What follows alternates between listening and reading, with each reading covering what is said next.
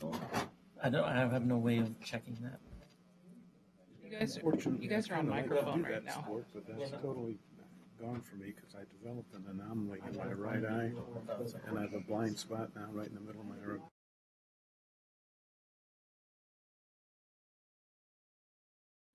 Okay, no more cussing.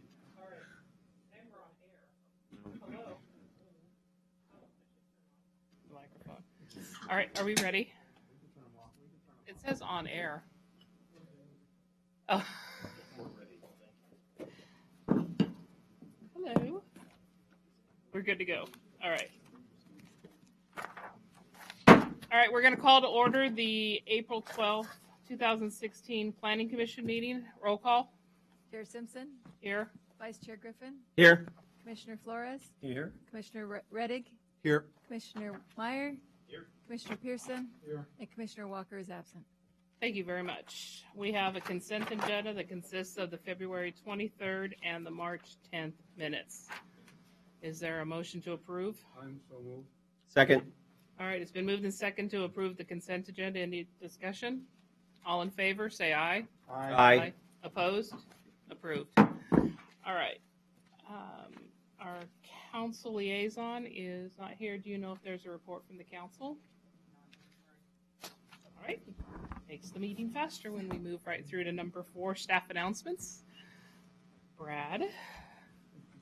Hello, good evening. Just a couple tonight. So April 26th will be a second work session on marijuana facilities. So again, we're putting together some legislation to regulate marijuana facilities in the event that the ban that has been placed on the ballot by the city council fails in November. So if it fails, then these regulations would go into place. If it doesn't fail and the ban is imposed by the citizens, then these regulations just go away. They're not put in. Excuse me. Is the work session like we did before, tables where citizens will come in and interact one-on-one with We're going to do it that commissioners? same way, and we're trying to get the police advisory board in. We put a notice out to them, and we haven't heard back yet. So the chief's out this week in his defense. So I was going to say, you just anticipated my second question. Thank you. yeah, Kirsten has your new codes.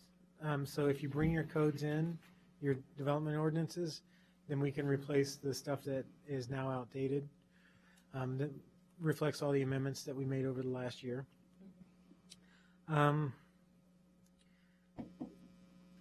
There's going to be 2 code amendments likely coming before you in the near future. I just wanted to give you a heads up. One of them is expedited land divisions. These are a result of legislation that's come down through the state, and then one of them is federal.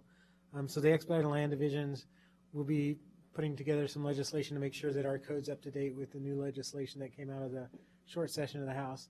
And for those of you that don't know, an expedited land division is a division of land on residentially zoned property, and it can't go to a public hearing. The only time that it would go to a public hearing is if it was appealed, and if it was appealed, it would go to a hearings body. So it could be a 2 or 3 lot land minor land partition, or it could be a 50 lot subdivision. There are some other stipulations, and we'll go through those as we go through, but it's actually been around for quite a while, so it's not anything new, but the Home Builders Association is bringing it back. They're wanting cities, they're putting the owners back on us to make sure that developers know that it's available. And then the other one is going to be floodplain legislation. So FEMA is adopting new firm maps, and we'll have to adopt them along with any regulations that our code doesn't cover under their new proposed legislation. But I've done somewhat of a audit of our code, and I think we're in fairly good shape, and we'll shake that out.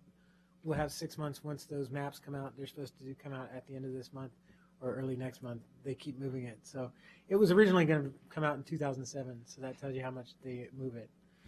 But apparently they're close now. And then finally, last but not least, I wanted Kirsten to tell you a little bit about Arbor Day, so I'm going to throw her on the spot here. Last week was our Arbor Day celebration, and Kirsten and Tammy did a wonderful job. So. Well, I have the honor of telling you about it, but it was Tammy Steffens who did a majority of the work. She invited the 1st and 3rd grade classes from the charter school, and they partnered with the green team from the high school, and we had a 1st grader and 3rd grader teamed with each of the high schoolers. Our own Commissioner Reddick joined us for the day as a commissioner and an employee of the AKS, because AKS came and helped them to plant the trees and showed them how to do it, and talked a little bit about why trees were important, and why trees in the swale that we replanted in particular were important. So it's a good event. We had probably about 100 people in all told planting 100 trees. So. Okay. All right. We have next on the agenda is community comments, and community comments are limited to items not already on the agenda. And if you would like to speak tonight, either under community comments or under one of the noticed public hearings, we ask you to complete one of the blue cards in the back of the room and turn it into one of the staff members on this side of the room. There's also a sign-up sheet in the back. If you do not wish to testify, but you want to be notified of planning land use projects, there's a sign-up sheet in the back of the room, and allows you to sign up for the hearings that we're having tonight, or other planning department, commission, or hearing officers updates. So either sign up for just planning department stuff, or if you're going to testify tonight, we ask you that you turn in one of the blue cards. All right. I have no blue cards for citizen comments. All right. New business. We have a public hearing, PA 1602. Which one of these do you want me to read? All right. The Planning Commission will hold a public hearing on PA 1602, public or commercial parking within the Old Town overlay. The purpose of this hearing is to provide the public with an opportunity to testify and provide information to the Planning Commission concerning the public or commercial parking within the Old Town overlay. The Commission will conduct tonight's hearing in the following order. Staff will present the staff report, followed by questions, if any, by the Planning Commission. We will then open the hearing for public testimony, and each of the person's time will be limited as follows. The applicant will have 30 minutes, which is split between presentation and rebuttal. Persons in favor of the application will have 4 minutes each. Persons opposed to the application will have 4 minutes each, and the rebuttal from the applicant will be the remainder of their 30 minutes. We will then close the public hearing. There'll be final comments by staff, questions of staff, if any, by the Commission, then discussion and deliberation by the Commission. If you wish to speak, please fill out one of the blue testimony forms and submit it to the recording secretary. The Planning Commission chair will recognize people who wish to speak, and any questions should be addressed through the chair. When you come to the microphone, please depress the button for about 2 to 3 seconds until the light turns green. State your name and address for the record, as the hearing is recorded. Please speak clearly into the microphone. The Planning Commission is going to make a recommendation to the City Council on tonight's hearing, and the City Council is the final hearing authority unless it is appealed to LUBA, correct? City Council is the final, and then it's appealed to LUBA? Yes. And because this is a legislative matter, ex parte contact is not relevant. The Planning Department will now present the staff report.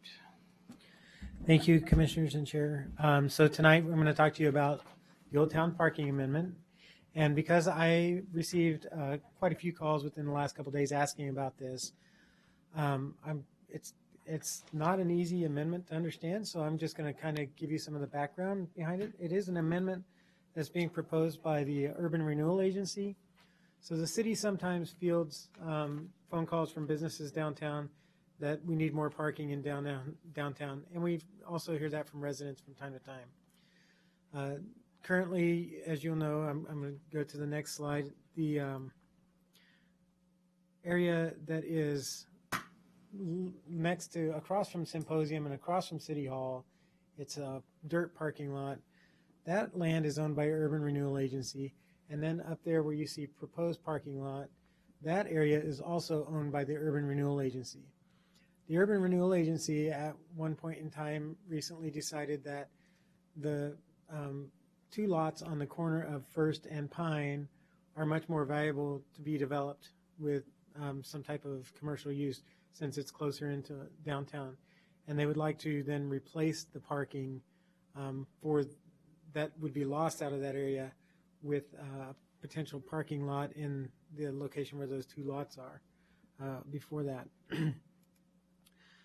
So they wanted to make sure that there was parking available to replace the parking that they would lose from the Robin Hood lot if that lot were to be sold or redeveloped. And so they decided that there was a need for the proposed amendment and proceeded to put together an application. I had been called a couple times by a couple landowners and asked the question, and as a planner I like to tell people what the worst case scenario is. But what is most important, I guess, to note with this application, the city is not actively seeking properties to go out and purchase and develop. So we're not actually going out and buying land to tear down houses and build parking lots. It could happen under this amendment, but that's not why the purpose behind this amendment. So the proposal then before you tonight is from the city, the Urban Renewal Agency, and they're proposing to amend the Community Development Code specifically within Old Town to allow non-accessory parking lots, public and commercial, within all the residential zones in the Old Town overlay. They'd be permitted only as conditional uses, and they would only be allowed when they're adjacent to a designated arterial or collector. That's a street that carries more traffic than you would have in a local street. What that looks like in Old Town, if you can look at the map here, all the blue hatched properties on this map here in front of you are along either a designated collector or arterial and are currently zoned residential. So right now they would not be allowed to develop a non-accessory standalone parking lot, either public or private. Under this amendment, those lots could potentially over time be developed with parking. It's highly unlikely. I mean, it's and because it's a conditional use, there's a little more oversight and control over which one of those lots could actually, where that would happen or whether or not it would make sense to happen. Again, the city's not looking to purchase anybody's property and tear down and build a parking lot, but it is important to note that this is the extreme that it could happen. Conditional uses in Old Town are always subject to a public hearing before the Planning Commission. They're not held by the hearings officer typically like they would be in the rest of the community. And there are 6 general criteria that apply to conditional uses wherever they occur. You know, they have to have all public services available to the site. It conforms to other standards of our zone. That's parking, landscaping, lighting, stormwater quality, our parking dimensions of our code, internal circulation. It also requires that it provides for a facility that meets an overall need of the community. The reason it's a conditional use permit is because the hearings body in this case would be the Planning Commission could impose conditions on the use so that it would mitigate any adverse impacts to surrounding properties. For example, you might require that the lighting be shut down and the lots be closed at 10 o'clock at night so that it doesn't impact other adjacent and surrounding neighborhoods. It has to make sure that it recognizes and development is conscientious of the shape, location, topography, and natural features of the lot. And then finally, that it protects sensitive wildlife and the natural environment. The text amendment criteria, so in order to amend the comprehensive plan text, there are only really two criteria that are required to be met. The first one is an amendment to the text has to be based upon a need for such an amendment as identified by the council or the commission. In this case, the Urban Renewal Agency Board is the council, and they've established that there's a need for this. It has to be consistent with the intent of the comprehensive plan. It has to be consistent with statewide goals and metro policies that are applicable. All those agencies, DLCD and Metro, were both notified of the proposed amendment, and I had discussions with both agencies, and neither one of them chose to submit any comments. They didn't think that it would conflict with any of their existing legislation. And then the second thing, in order to be consistent with in order for something to be approved as a text amendment, it has to be consistent with the transportation planning rule. And basically, that rule says that you can only allow an amendment to occur when it's not going to change the functional classification of a designated right-of-way and essentially affect any state facility. And in this case, this proposed amendment would not affect any of the classifications of our current TSB, and it's rare that you would find a use that would. Those would be uses on really large scales, like schools or something if you were proposing where you're going to add a lot of traffic to an area that might not be there otherwise. We did receive public comment in the form of a letter from Mike Versteeg. I think I'm saying that right. And I spoke to him at length via email. And his comment is that he's adamantly opposed to the proposal, and to him it does not make any sense to purchase and demolish homes in Old Town and replace it with parking. His comments are attached to your staff report as Exhibit B. So the staff recommendation then is based on the above findings of fact. Remember, I only have to discuss those two criteria: A, that there has to be a need, and B, that it's not going to affect the transportation planning rule. Based on those and the conclusion of law based on the applicable criteria, we're recommending approval of PA 1602. And that concludes my presentation. If you have questions, I'm available, and the applicant is also here tonight, or Bob representing the city and Tom representing the Urban Renewal Agency are here to answer any questions that I might not be able to. Does anybody have any questions of the staff and so this gets confusing, so the applicant is also the staff. Is the applicant going to be making a separate presentation? Okay, so for staff Brad, does anybody have any questions regarding his initial presentation? Then we will go right into. Oh, sorry. Yeah. First of all, there are no houses on these two lots now. Correct. Okay. Question I have is about high-rise parking garage. It doesn't take too many trips through downtown, Old Town, to know we have a parking problem, especially when we have festivals or there's a big event at the Center for the Arts, et cetera. I don't remember if our code permits a multi-story parking garage, which would seem to be more efficient use of the land, especially given this wonderful meeting we had in Portland where they talked about efficiencies of land use and better impact, high rise, et cetera. Does our code prohibit a multi-story parking garage which would fit on these two lots quite comfortably? Up to a point, I assume there'd be a height limit. We can't, I think memory serves that 3 stories about as tall as we get downtown. Right. We certainly would not want to exceed that. But we need parking, clearly, and this would do a lot to take a lot of pressure off if we would permit a multi-story parking facility. Yeah, it is actually, I guess, a condition of economics. Mm-hmm. You typically don't see structured parking in the suburbs because there's plenty of land for parking. It's certainly not prohibited.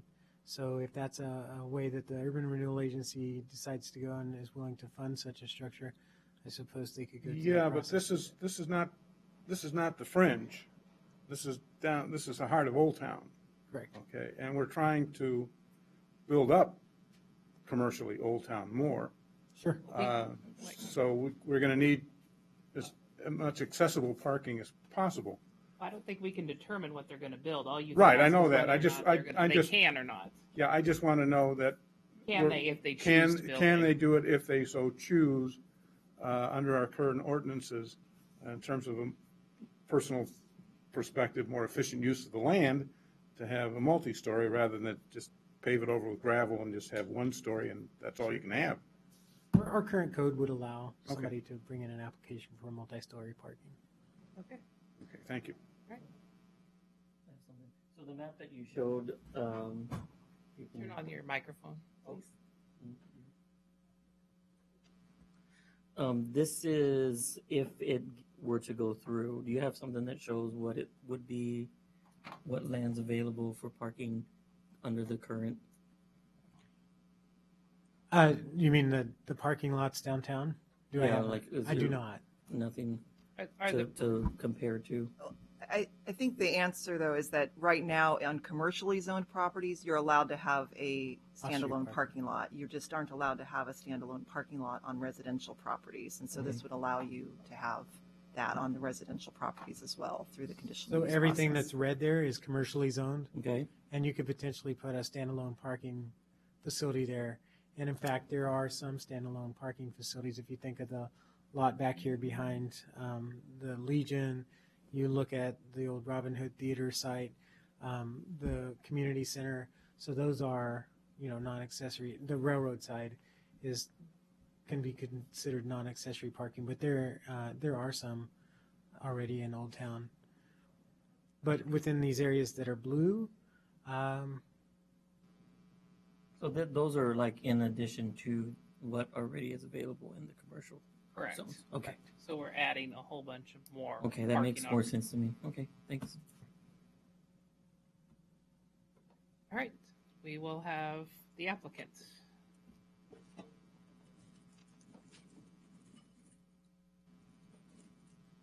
And I don't have any of the blue cards yet. Oh, we don't have any. You guys didn't fill out your blue cards? Aw. I'll be happy to fill out a blue card in absence. For the record, my name is Tom Pessimir. Address is 22560 Southwest Pine Street.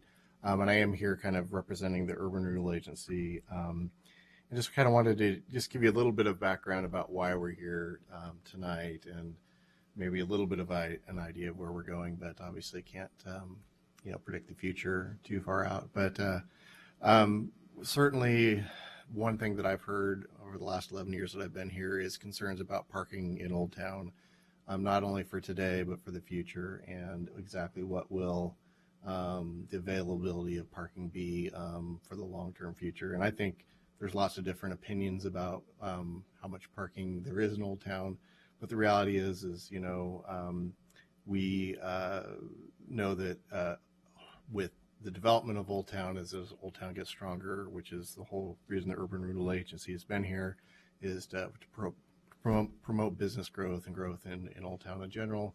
Parking is going to become more and more of a challenge. So as we've looked at redeveloping the Robin Hood lot, one thing we wanted to make sure is that we put in a lot that actually met code requirements and that met the different criteria, was in the same general location, and there were 2 vacant lots that were available and a good market time in order to purchase those. We certainly have thought about structured parking. Certainly we don't think is the time right now, and certainly the Urban Renewal Agency doesn't have the funds to do that right now. But in the long-term future, that property does have additional width, which probably would allow for something to happen there. It would still be tight, but and we haven't looked at it, but that certainly is a possibility. We had a couple of options when we came in. We could have certainly just rezoned the property to commercial, but we also recognize that someday in the future, we're not, again, like Brad said, even considering properties or buying properties or doing anything else at this point in time, and that will be many, many years down the road, I'm sure. But we definitely want to make sure that we don't create a situation where parking does become a major problem because there isn't the ability to add additional structured parking or unstructured parking in the future. So we were trying to solve a long-term problem by moving forward with it in this manner and doing a text amendment rather than just solving one problem with doing a zone change on that one property. So that's kind of why we chose to go down this route. And good evening. I'm Stephanie Slyman, a senior land use planner with Harper Hoff Peterson Regelis, 205 Southeast Spokane Street, Suite 200, Portland, Oregon. I'm representing the Urban Renewal Agency tonight for the land use hearing. I first of all want to thank staff for the positive staff report. Brad did an excellent job of recapping what this proposal is about, so I will keep my comments very brief. But as you see, there are only 2 approval criteria for the text amendment, both of which staff has found the applicant to meet. There is a need. It's consistent with the city's plans and goals, and there are no transportation impacts that would result from this text amendment.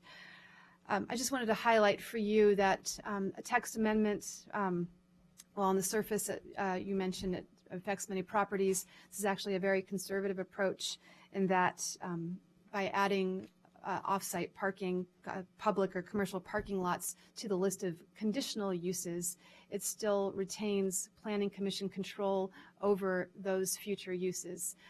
With the conditional use criteria that Brad outlined, you will have full review of those off-site impacts to ensure that any parking facilities are compatible and impacts are mitigated. Moreover, it's within the Old Town overlay, which has another series of site plan requirements that will contain how the site is developed, and again, give you control over that. Those applications would come back as a Type 4 hearing with Planning Commission hearing process with public notice and opportunities for the public certainly to comment on those. So those are the main points of this text amendment from a land use perspective. If you have any questions for me.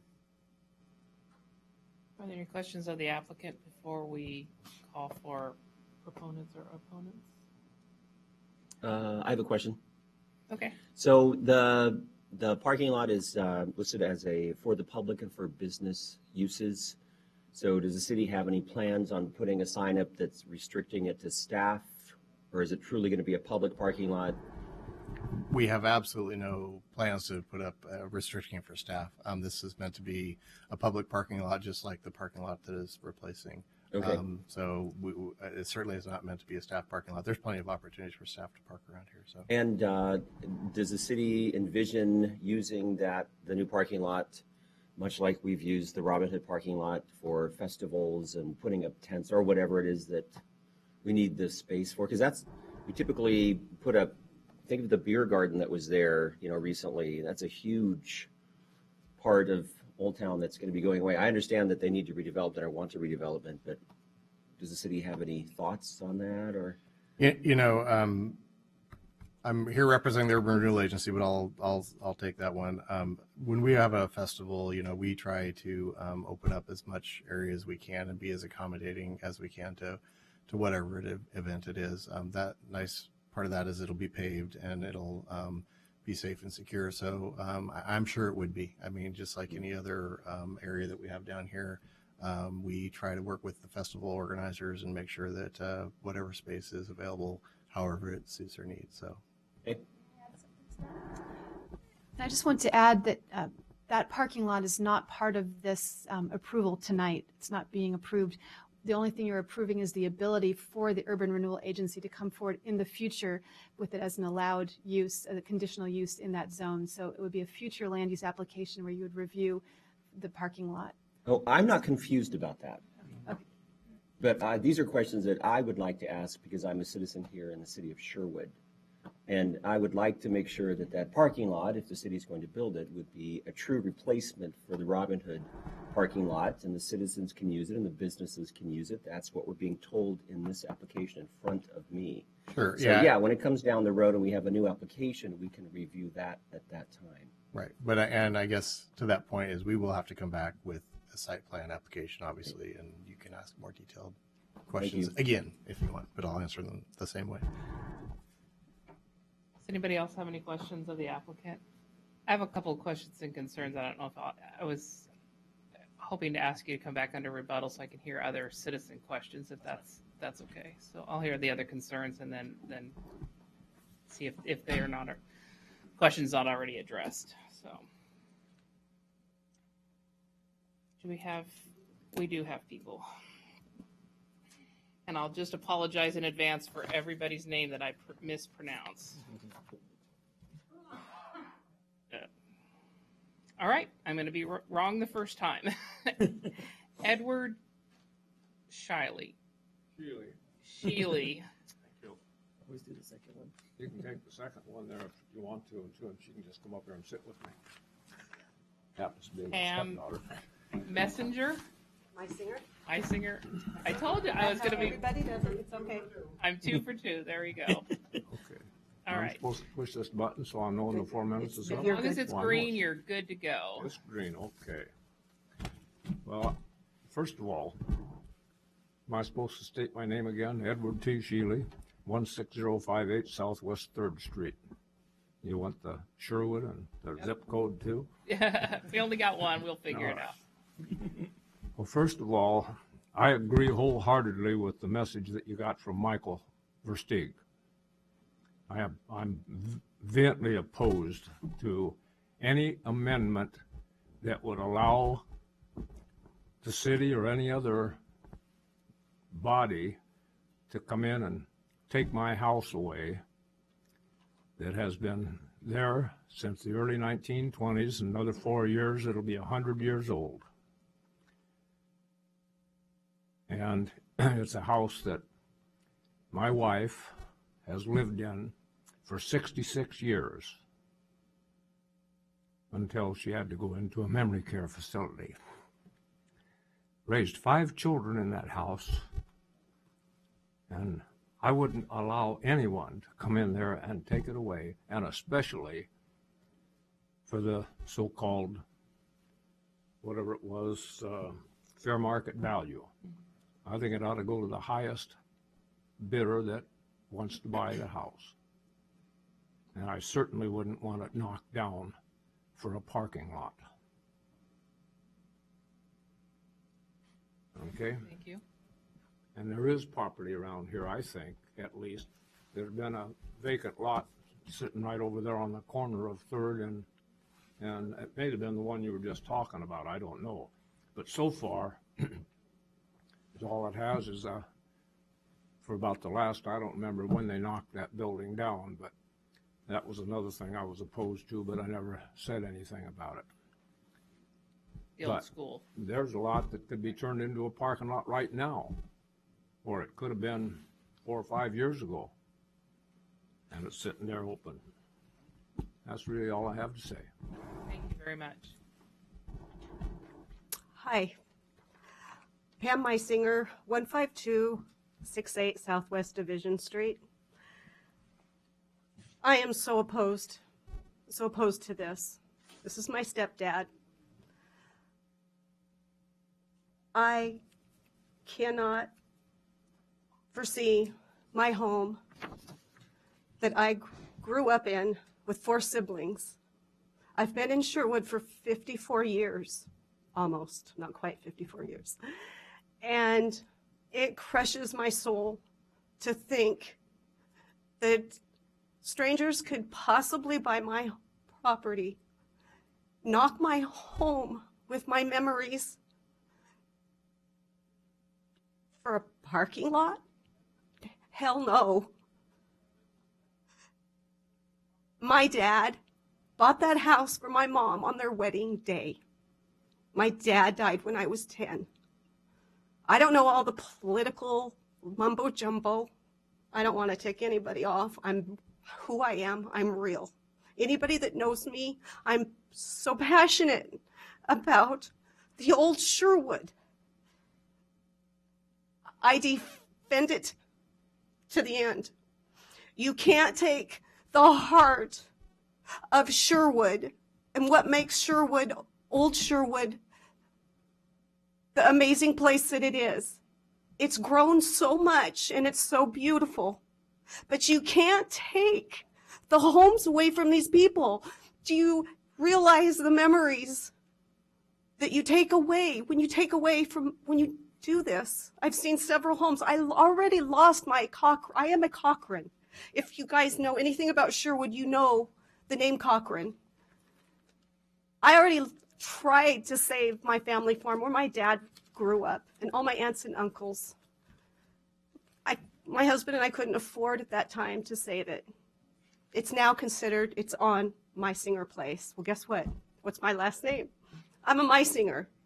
I had a friend that worked for the city that was heartbroken at how hard it was to see a remodeled farmhouse that was very livable just be knocked to the ground with no compassion. That's what Sherwood's about, is compassion. And guess what? I'm doing this. I hate public speaking. I hate it with a passion. But I promised my mom since I was a little girl. She's always told me to stand up for what I'm passionate for. And I never had the guts to do it. But my mom's dying. I don't want to bring this into a personal thing, but this is who I am. I don't know all the laws and the rules, and I can't find myself allowing anybody to do this to not only, I'm not just speaking for me, I have so many people that feel this way. But unfortunately, they're not here. Because guess what? It's sad. So many of us feel like we come and our words are sort of heard for the night and then it's forgotten.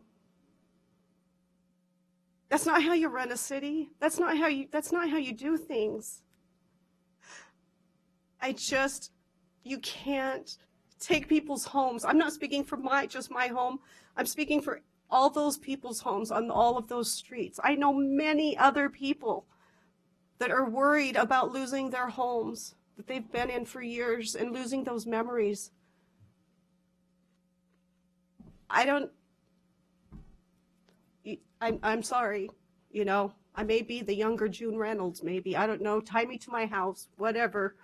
We fight for trees, whatever. I'm fighting for my house. I'm fighting for old Sherwood. You take these old homes out, you take the heart out of Sherwood. No matter, there are so many vacant lots. That old schoolhouse, we were told there was going to be a replica built to that old schoolhouse. My mom went to that school. No school. That parking lot, no trespassing. It is insane. The parking is insane around here, but you don't take what makes Sherwood Sherwood. You just don't do that. You have to honor and respect those that have the history and that know the history of Sherwood. And welcome. We've all welcomed all the new to Sherwood. We've all welcomed the new people. I love everybody here. I love everything that's going on. My mom was the very first Maid Marian, and I'm very proud of her, and I am speaking for my mom, and she is with me. She's not there, but she's not able to be here. And if it wasn't for my mom making me who I am, I would not be here right now. The days I grew up in Sherwood were amazing, and I am asking you, don't take people's homes from downtown. I guess that's all I have to say. Thank you very much. I appreciate you taking the time to come down and share that with us.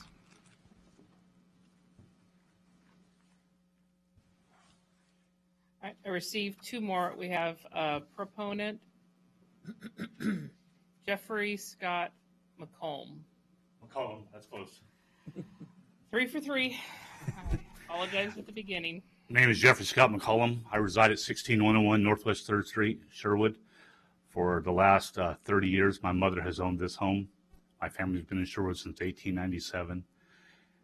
I'm just concerned about, I see all the commercial property on the map up there that Mr. Kilby has outlined. And there's, as Edward and Pam had said, there's been several homes that have been taken down within the old town city overlay area in the last 7 to 10 years. And a lot of them are empty lots, and I don't know why them are not being considered. We have the old schoolhouse that Pam's mother went to, my father went to, my grandparents went to as 6, 7-year-olds.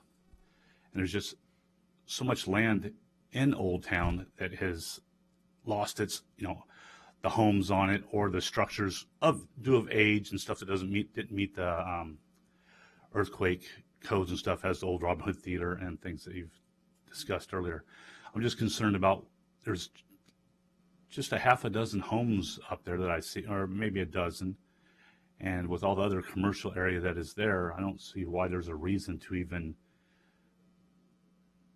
outline things of our residential properties with the homes that, as Ms. Meisinger said, that make up Old Town, what Old Town is, because of the residents that of 100 years ago and last, 75 years back, that had put the businesses in Old Town to what makes it today. I'm just not a very good speaker. Apologize for that. I just don't think there's any need to take the homes. And Mr. Gilly has said this looks like something way down the future if we need the parking. But I assume Sherwood would have to grow a lot more down in Old Town to need some of them. And a lot of the buildings that are listed up there some of them are within 10 years old. And I just see the old Dave Cross place right here within 75 yards of here is being listed on there, and they're just starting to build new homes on it.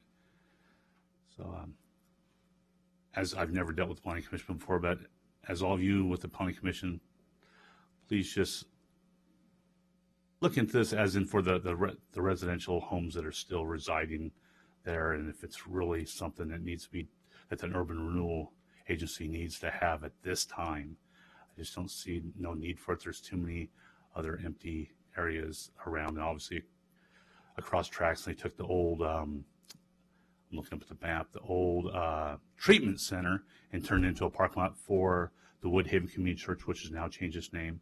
And that thing's, there's never nobody in. They all park along Edward Shinley's, in front of his house, my house. They use all the 2nd, 3rd Street, and Washington, Lower Washington, and there's usually half a dozen cars parked in the parking lot. And that's a large park. I assume there's 75 to 90 spaces there. So that's all I have. Just please try to preserve the residential part of Old Town. And I think there's enough commercial areas still within the overlay plan that can be used for some type of parking. Thank you all. Can I ask you a question? Yes. So you said there's no need. I just, and we hear a lot of times that there's a perceived parking problem. So you're someone that's down there. Do you think there's a parking problem? Oh, there is. I mean, I went to vote years ago to express my opinion about the and I'm not against any church, any facility wants to provide a business for the city. And the church came in and there was no parking. They said, and they told us back then, all of us residents, that they could use the parking in front of our homes. Old Town was constructed as of the Schmock House back in, in the late early 1900s. It's over 100 years old. The streets were not wide enough. We've had all kinds of sewer issues throughout the years, and they were just never deemed for a commercial business as big as they've gotten down in Old Town. I mean, we love what's going on with Clancy's, and they just had this big festival for St. Patrick's Day, and several thousand customers a day, and they used the old Robin Hood Theater, and there was nowhere to park, but we can deal a few days. We don't mind. We don't mind the car. I don't mind the car showing in front of my house or stuff with Robin Hood Festival. But with things, a daily problem with the parking downtown, that would be an issue. So is it a day-to-day problem, or is it, from your opinion, is it a day-to-day problem or a festival It depends problem? There is a day-to-day for all the businesses downtown, that from everything beauty salons to restaurants to different little activity things for children, and several coffee shops and things, tea shops. But it's usually a lot worse, obviously, on the days that we have events. But residents are not complaining about a half a dozen days a year. Right. The others, and there's a lot of people in Old Town that don't drive anymore, so they actually, even their out in front of their house is being vacant and is still taken up of the elderly people that still live in Old Town, the original residents of the city. Right. Well, thank you very much.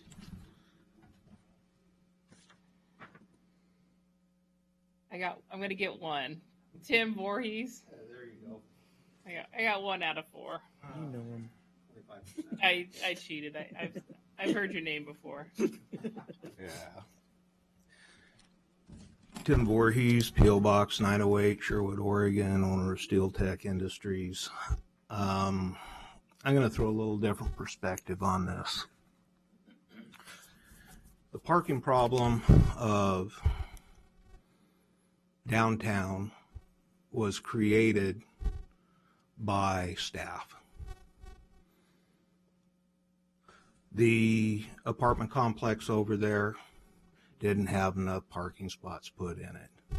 City Hall here doesn't have enough parking spots put in it.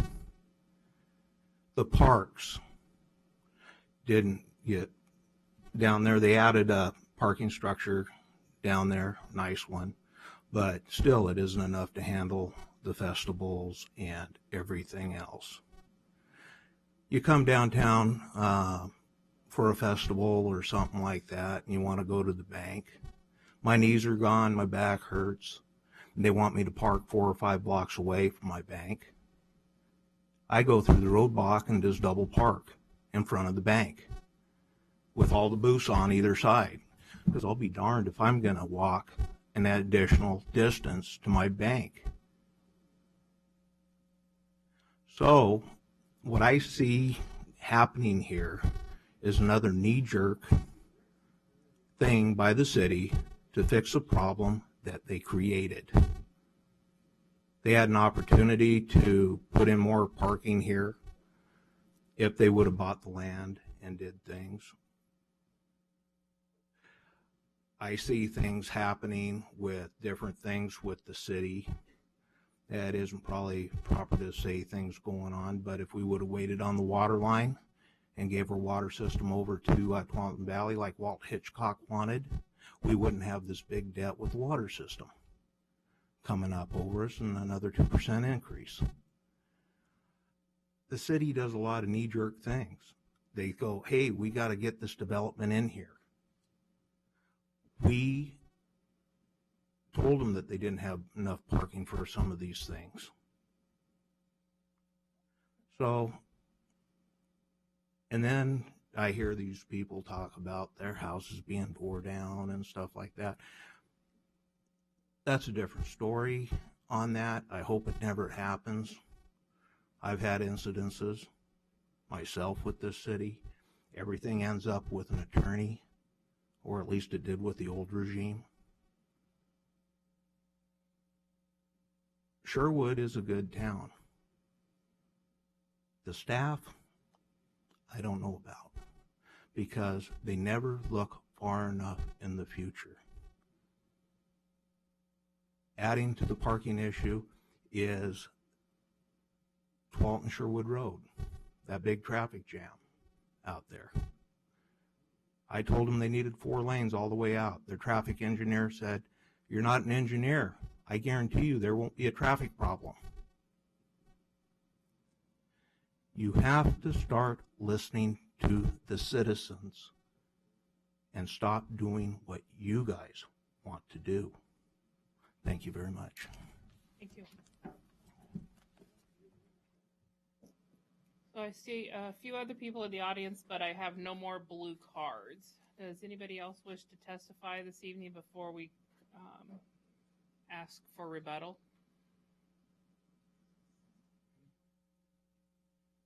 Okay, so that's the next one. Okay. I'll have opportunities mispronounce later. So I will ask the applicant to come up for rebuttal.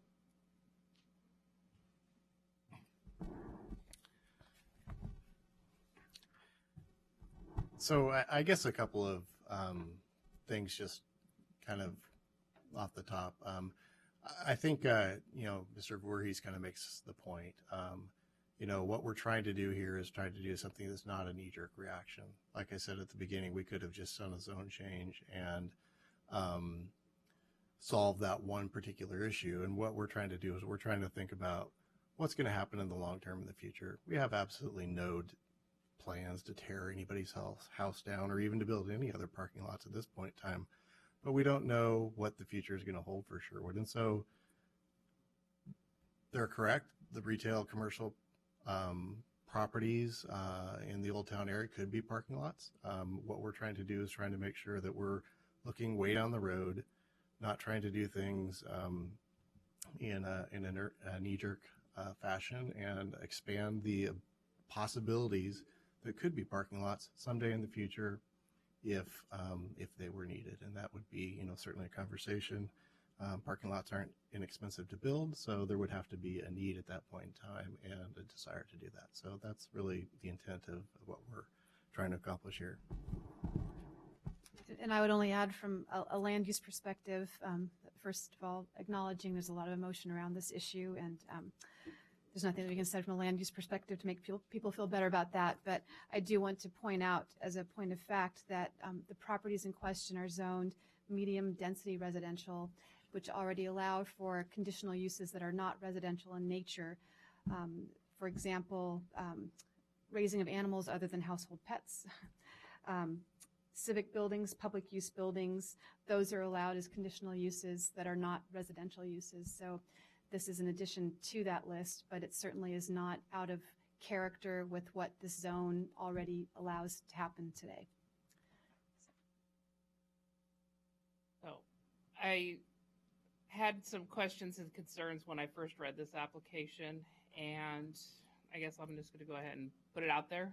Maybe a grenade under my own chair for sitting at it next week, but I'll just say it.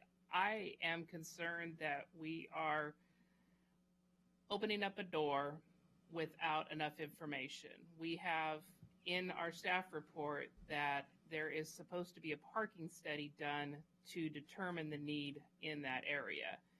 And that, to me, is getting the cart before the horse. If this application were presented by anybody other than the council making the recommendation, which it has to come from council, we would ask them for a study being done. I went to Old Town. My perfect example is I went to Old Town on March 16th for a meeting in the 9 square blocks. And to my surprise, there was a really big tent where I thought I was going to be parking. I was surprised. I was shocked. We had invited, 20 or 30 extra people to show up to our meeting. We all found parking within 2 to 3 blocks. I know that when the 503 Uncorked restaurant has a wine event, you have to kind of walk a couple blocks. Robin Hood Festival, Cruise In, those things, there's no parking anyplace ever. But even when the St. Patrick's Day Festival occurred, there was parking downtown. I know that we've heard a lot of times from Old Town merchants that there's not enough parking, but it's not parking in front of their place, it's parking a block or two away. And as someone who, I don't go down there every day, but I've been down there often enough at different times, and our meeting is usually right at the same time that the yoga class meets. And so we have a lot of extra people there. We all find parking. And so without a valid parking study, my concern is that we are creating something that's not necessary. And we have a lot of commercial land that has the opportunity to make parking. A zone change would have made the citizens that are in the surrounding area maybe feel less threatened because they don't have the opportunity to think that their houses are next on the list. And that was kind of just my concern reading it. It seemed a lot of change for one parking lot. And and then just as a sidebar, I didn't know why we weren't using the old school as a parking lot. If I think it is zone commercial. I realize that now it's like 3 blocks away from Old Town, and then everybody's going to complain that the only parking lot is really far away from Old Town because it's 3 blocks away. But that was my concern, and I didn't know why we didn't do the parking study. I know it's supposed to be a year out. I don't know what your sense of urgency is for redevelopment of the Robin Hood Theater site, if that is imminent, and that's why there's a rush on getting this code amendment through. And as a planning commission, we only have 2 criteria to look at. We cannot make a political decision.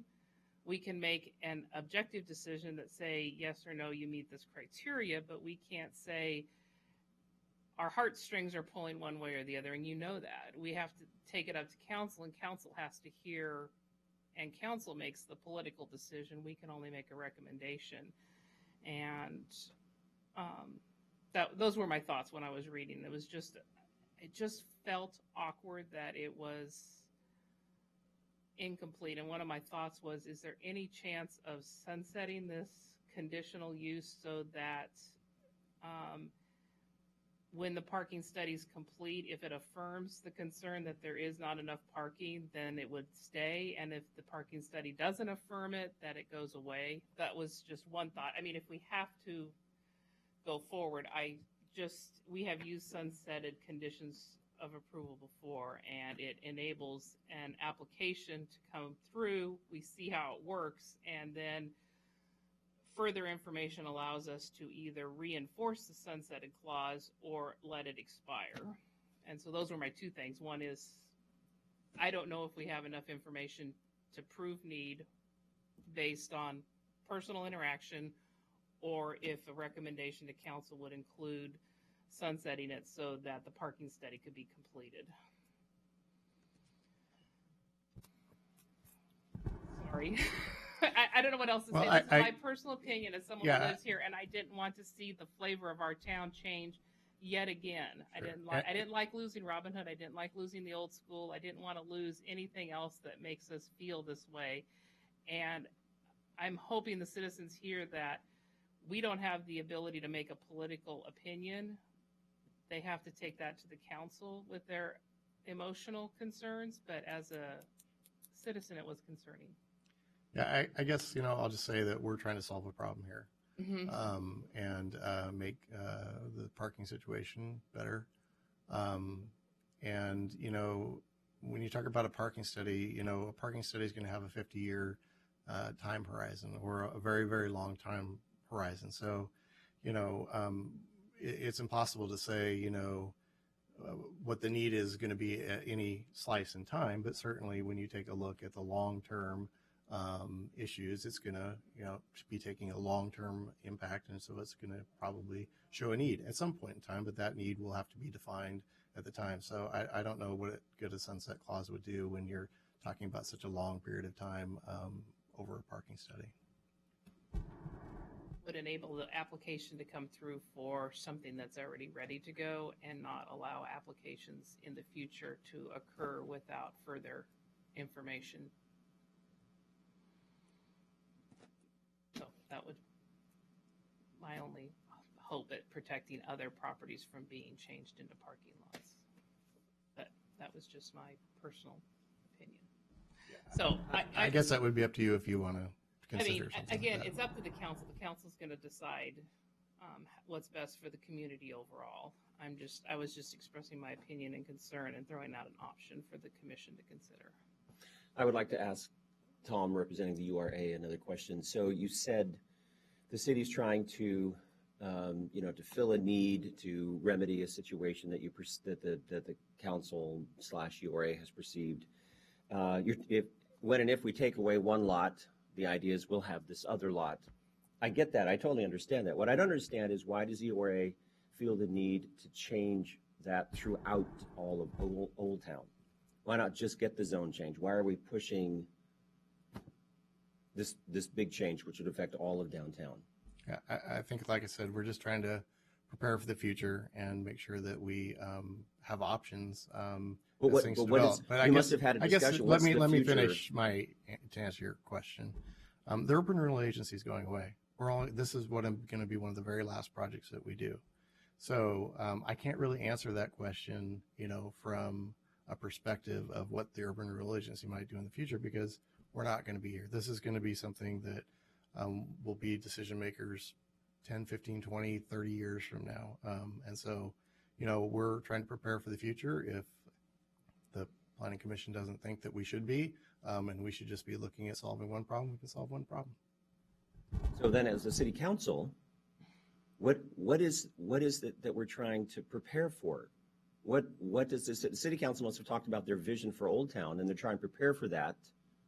What is that vision? Do they anticipate more businesses that need parking lots? Do they envision more fill in with residential, which won't need parking lots? You must have had some kind of discussion regarding that. I'm just trying to get a sense for why the city council thinks this is a good idea now.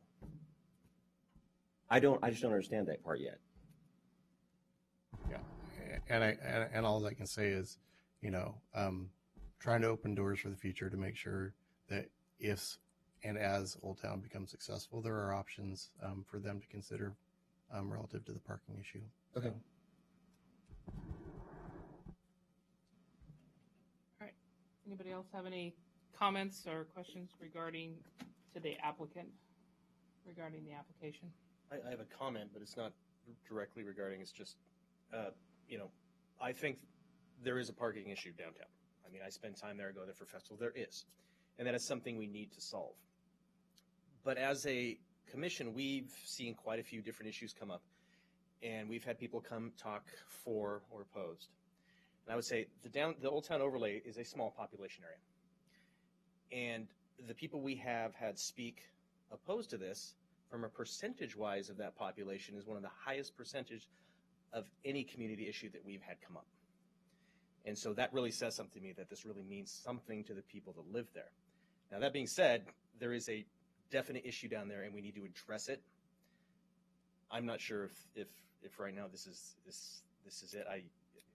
There needs to be some zoning changes, some things need to happen, but some people have spoken pretty passionately, and I got to say, it's probably the highest percentage of any issue that we've covered in a while. So, all right, any other questions for the applicant? All right, thank you very much.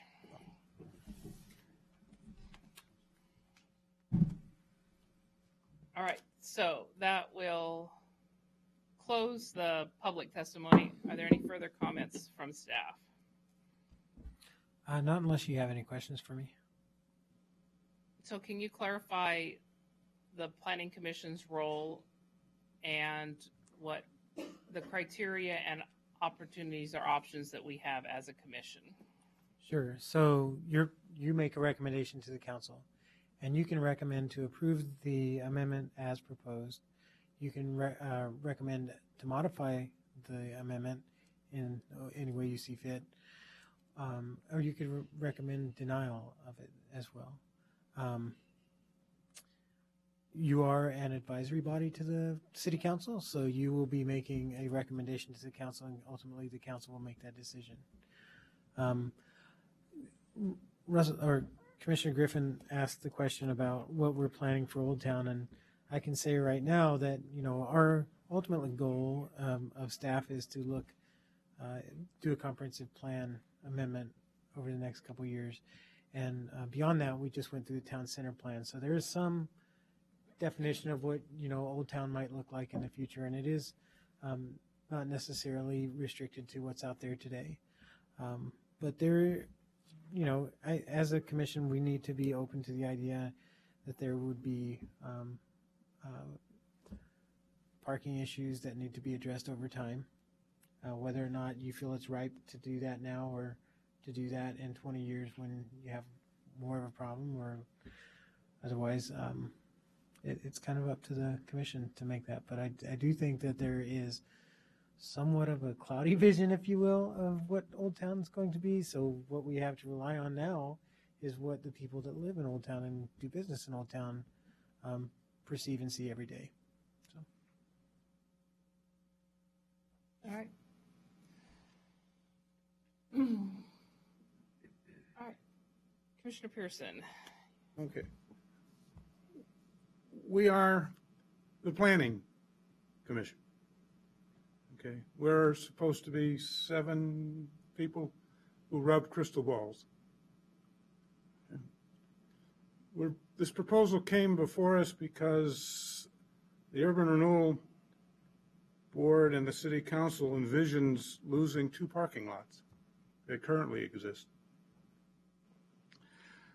and wanted to do something about planning ahead to replace those 2 parking lots if something better came along, and I'm not going to define better, use for those 2 existing parking lots that would be more beneficial for Old Town and for the city as a whole. So you've come before us and asked us to kind of rub a crystal ball and say, let's give them the flexibility today for something they may need 10 years from now. That's a good approach. And I have nothing to disagree with it about. But on the other hand, and there's always another hand, 10 years from now, we don't need it. So what have we done today? Is there something that didn't come up and, okay. Again, we're back to the original prospect, is we give ourselves the maximum flexibility to allow them to do that without having to call or have another meeting like this and go through this process again.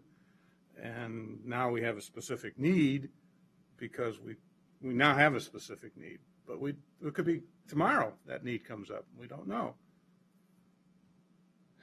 So I'm kind of torn, We are here to plan for the future. We are here to give ourselves flexibility. we're not talking about tearing down any property. I'm against that. You know, the Old Town is Old Town because it's the heart of Sherwood. It was here long before I ever came to town.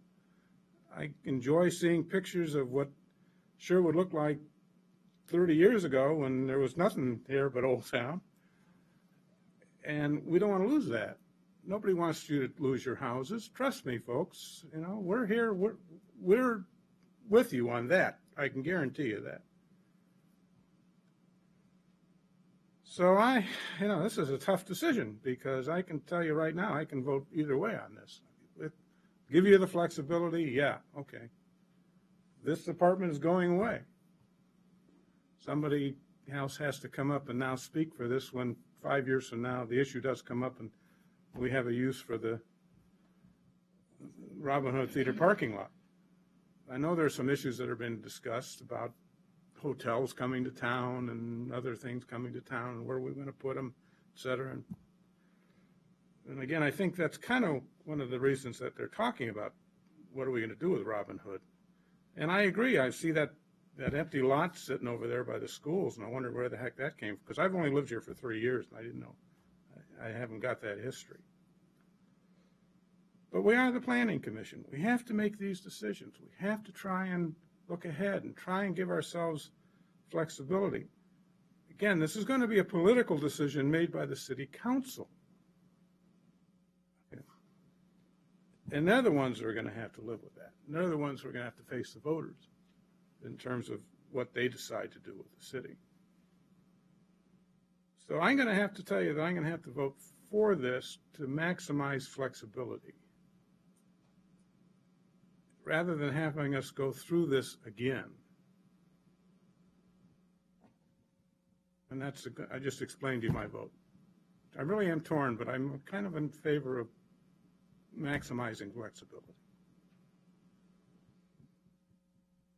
All right. Any other comments or concerns? I do. I have one. So I guess the perspective that I have in looking at this and trying to decide which way I'm going to go is this whole need of parking.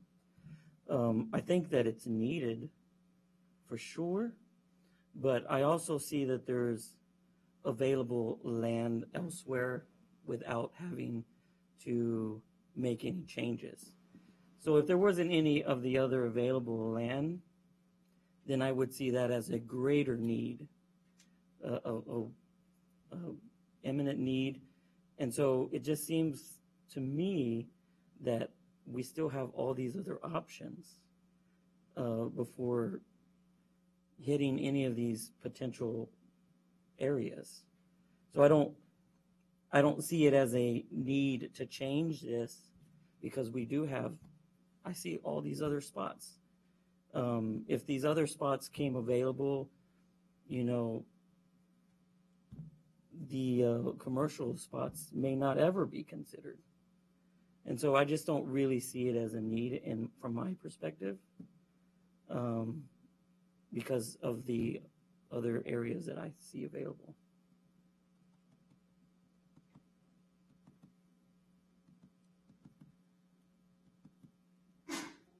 Any other comments? I threw up my idea of putting the purpose for the sunset clause, if it wasn't clear, is it enables someone that has an application ready to put in the parking lot that they would, you know, and I guess we understand city probably has an application ready to come in to make the parking lot where they need it. It's probably going to be coming in very shortly. So the Robin Hood Theater, if that application were to come in prior to this condition being added to the uses, then it would be reviewed under a conditional use progress.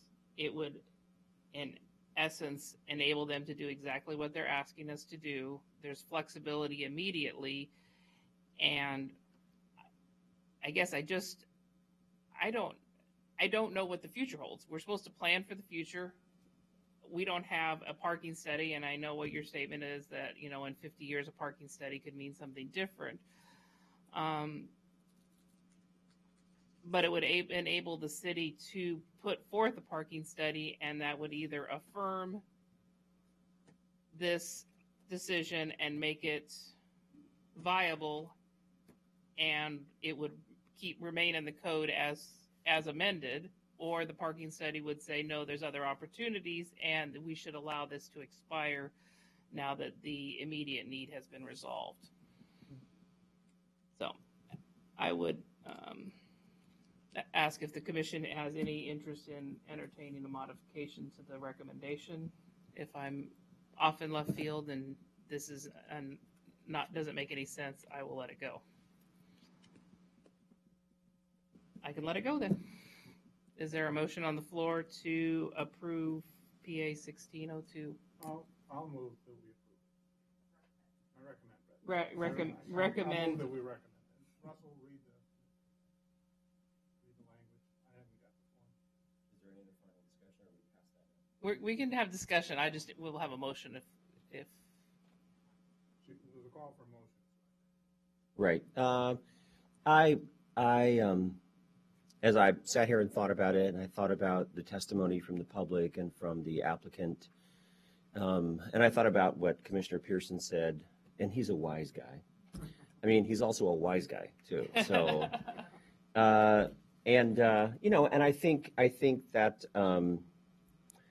Commissioner Simpson hit it on the head. You know, the city council gets to make that political decision. We really have to base this on a couple of points of criteria, If we eventually probably will lose the Robin Hood Theater lot, it would be nice to have a lot that's fairly adjacent to where the other one was. I mean, you know, in an ideal situation, if that lot on 3rd Street were 2 blocks closer, it would be an ideal situation, but it's not. It's 3 blocks away. And so this is one of those moments of opportunity. My only hesitation was, as you mentioned, Gene, opening up a door, which would allow, you know, maybe something that we don't want to have happen in Old Town.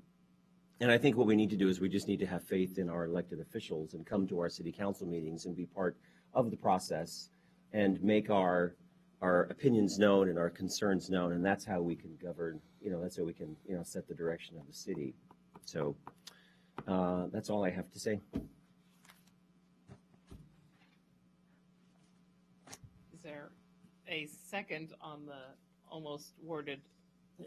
Can you go over the criteria, the 2 criteria that were, like, reiterate that for me so that I can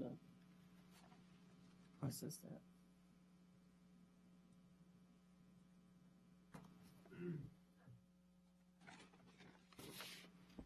Are you asking me to do that, or? I'm reading it, thank you.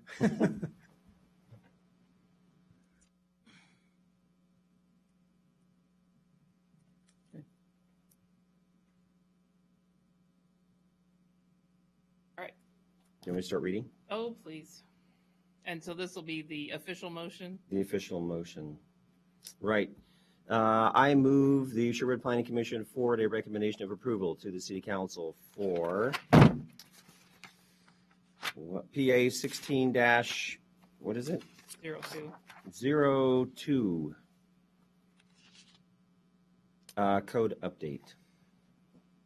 Based on the applicant testimony, the public testimony received, and the analysis, findings, and conditions in the staff report. All right, it's been moved and seconded that we forward a recommendation of approval on PA 16-02. Is there any further discussion? All those in favor vote with the sign of aye. Aye. Aye. Aye. All those opposed? Nay. Nay. So there is a tie of 3-2 and 3-3. I was thinking that's at a tie. So that's 4 for 4 tonight. Can I go home? Russell, you're in charge. No, just kidding. So I was a nay. I was a nay. And my nay is based on the fact that I believe that need was not quantified by the applicant without a parking study. It's a perception. With The loss of the Robin Hood Theater, maybe, but we need to have the study or a sunset that enables the parking study to occur before any further applications are received. So, in the case of a tie, we frantically look towards staff to say that it is probably a decision that we need you to tell us. I guess, can I take a 5-minute recess? We probably should. We should probably take a 5-minute recess while staff looks to see what a tie means on a recommendation of approval. 5-minute recess.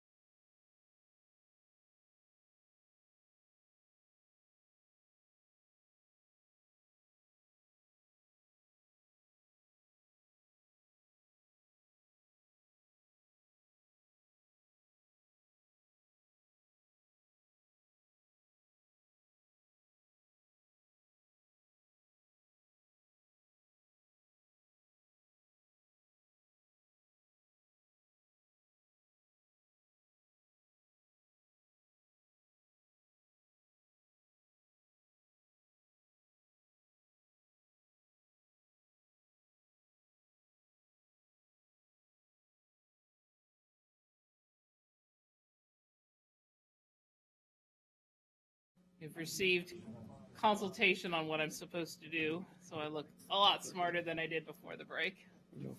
Thank you, Brad.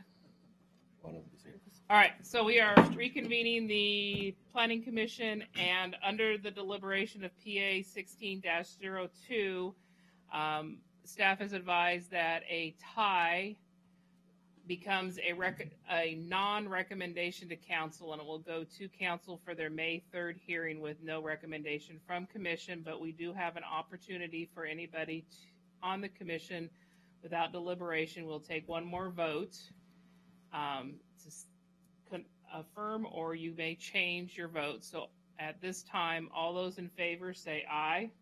Aye. Opposed? Nay. Nay. The vote stands 3-3 tie. So we will be forwarding a non-recommendation up to council. They will have a hearing on May 3rd, and at that time they will take additional public testimony. So thank you very much to everybody that attended this evening and those that provided testimony. Thank you. All right. That is that. That took a lot of energy out of me. I guess I could thank staff and staff applicant for testifying too. So we are moving on to our second agenda item, which is a public hearing for 1604, another code amendment. I bet you I get to read this legislative all over again. Staff vanished on me. And again, if you would like to testify tonight regarding the industrial use code amendment, I ask you to fill out one of these blue cards and turn it into one of the staff members on this side of the room. I only have one, and I sense more people wanting to speak this evening. So I need to read this script again, do I not? Okay. And mammed all over again. All right. The Planning Commission will hold a public hearing on PA 1604 Industrial Uses Code Amendment. The purpose of this hearing is to provide the public with an opportunity to testify and provide information to the Planning Commission concerning the Industrial Uses Code Amendment, PA 1604. The Commission will conduct tonight's hearing in the following order. Staff will present the staff report, followed by questions, if any, by the Planning Commission. We will then open the hearing for public testimony, and each person's time will be limited as follows. Applicant, 30 minutes, split between presentation and rebuttal. Persons in favor of the application, 4 minutes each. Persons opposed to the application, 4 minutes each. And rebuttal from the applicant with the remainder of their 30 minutes. We will then close the public hearing. Final comments by staff. Questions of staff, if any, by the Commission. Then discussion and deliberation by the Commission. If you wish to speak, please fill out one of the testimony forms and submit it to the recording secretary. The Planning Commission chair will recognize people who wish to speak, and any questions should be addressed through the chair. When you come to the microphone, please make sure the green light is on and state your name and address for the record, as this hearing will be recorded. Please speak clearly into the microphone. Again, this is a legislative decision, and the Planning Commission will be making a recommendation to the City Council. City Council will make the final decision, and any appeal on the Council's decision will be made to LUBA. I do have one disclosure, and I know it's legislative, and I have been told technically I don't have to disclose, but I feel it's best for everyone to be aware that I received a call from, after our last work session, we had multiple work sessions on this. I received a call from Stu Peterson, and he is from McAdam Forbes, if I've got my notes correct. And he has been involved in the work sessions and provided a lot of useful information. And I think he heard our deliberation at our last work session, where we were kind of floundering about what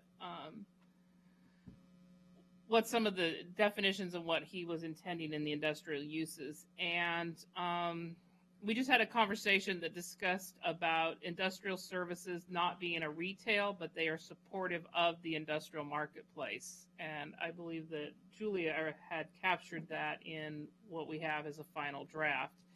And he expressed concern about the size limitation, which he also restated in the letter that he sent to us. And he gave me examples over the phone of businesses in the Tualatin area that are about 140 to 180,000 square feet, and mentioned that heavier, denser employment is in the larger buildings, and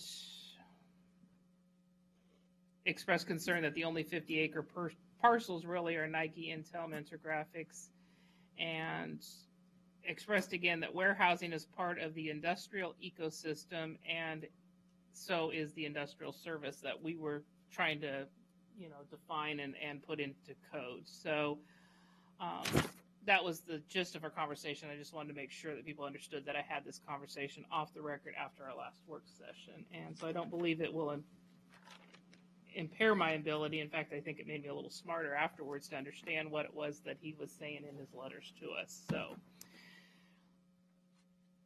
that being said, a legislative matter, we have that no ex parte contact or bias or conflict of interest.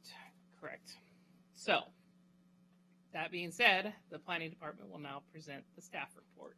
It's me. Oh, Julia. And we'll actually need to coordinate because Brad's running the computer, Okay. but I'll be speaking, Okay. so we'll see how Yes. coordinated we are. This is the Industrial Uses Code Amendment. Next slide. Just a quick background. I know the Planning Commission knows this, but for the public and just for the record, the Tonkin employment area was brought into the urban growth boundary in 2002. We adopted a concept plan in 2010, and we were really identifying what we wanted most in that area. We identified preferred industry targets, and then at the time, we made those really easy, permitted, and then we had some conditional uses that kind of were for anything that would be compatible with that zone or with that area.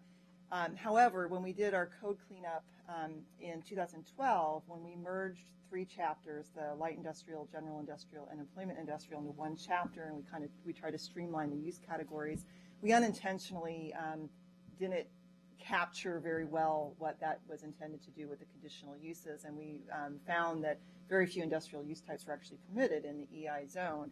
And so that, as the Tonkin employment area started maybe being looked at more closely, getting a little bit closer for development, we had brokers and developers looking more closely at that area, and they're coming to us, myself and Tom, saying, we can't do anything here. What can we do? So we realized pretty quickly that that was a major issue when we brought it to the Planning Commission. Next slide, please.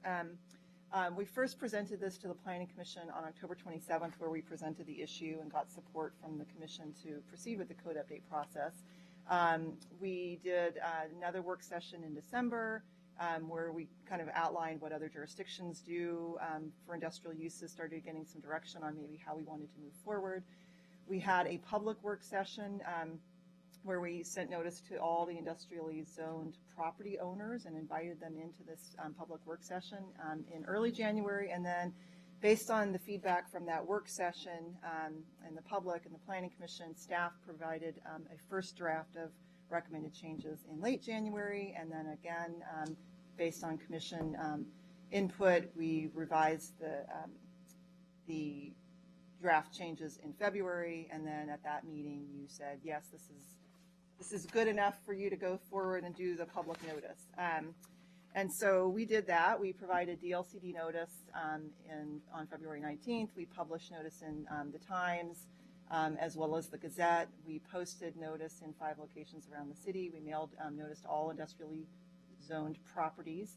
And then we also had an interested parties list that we sent e-notice to as well as, and it's not up there, but the website, we had notice on the website as well. In your packet, I just want to highlight for you, there's the staff report, and there's also a clean copy of the proposed changes so that you don't see things track changes wise. The second attachment or exhibit is the track changes copy. And then hopefully this was useful for you, it's useful for me, is Exhibit 3 is a summary of the proposed changes and the reason why, so that it could kind of help highlight what was being done and why we were doing it. And then we also received comments, and those are also in your packet. We received a comment from Pride Disposal where they wanted some clarification of what other solid waste transfer facilities are. And in my staff report, I did recommend, based on the public comment, I recommended that you modify general purpose solid waste landfills, incinerators, and other solid waste facilities to add not otherwise permitted in this code, because there's another section earlier on in the code that has solid waste transfer facilities or solid waste transfer stations. So, and I actually spoke with Mr. Leichner this afternoon, and we talked through it more. There's actually definitions in the definition section of the code that clearly define what a solid waste transfer station is, and based on that, he was comfortable if the commission wanted to recommend those changes. And I just want to note, and I think I did this in the staff report too, that's not a new change, that's actually existing code, so it's really kind of clarifying something that was potentially an issue if he wanted to, or if that business wanted to expand or something like that. You also, in your packet, have two letters. One is actually in your packet, the other one you received this evening from Reese Conrad from McAdam Forbes and Bill Bach from Trammell Crow. In those letters, they are recommending either no size limit on standalone warehousing, or if you're going to have a size limit, raising it to 150,000. That's what the McAdam Forbes letter said, or 200,000, which is what the Trammell Crow letter said. I am guessing that McAdam Forbes would support a $200,000 cap as well, but I'll let them speak to that if they are going to be testifying.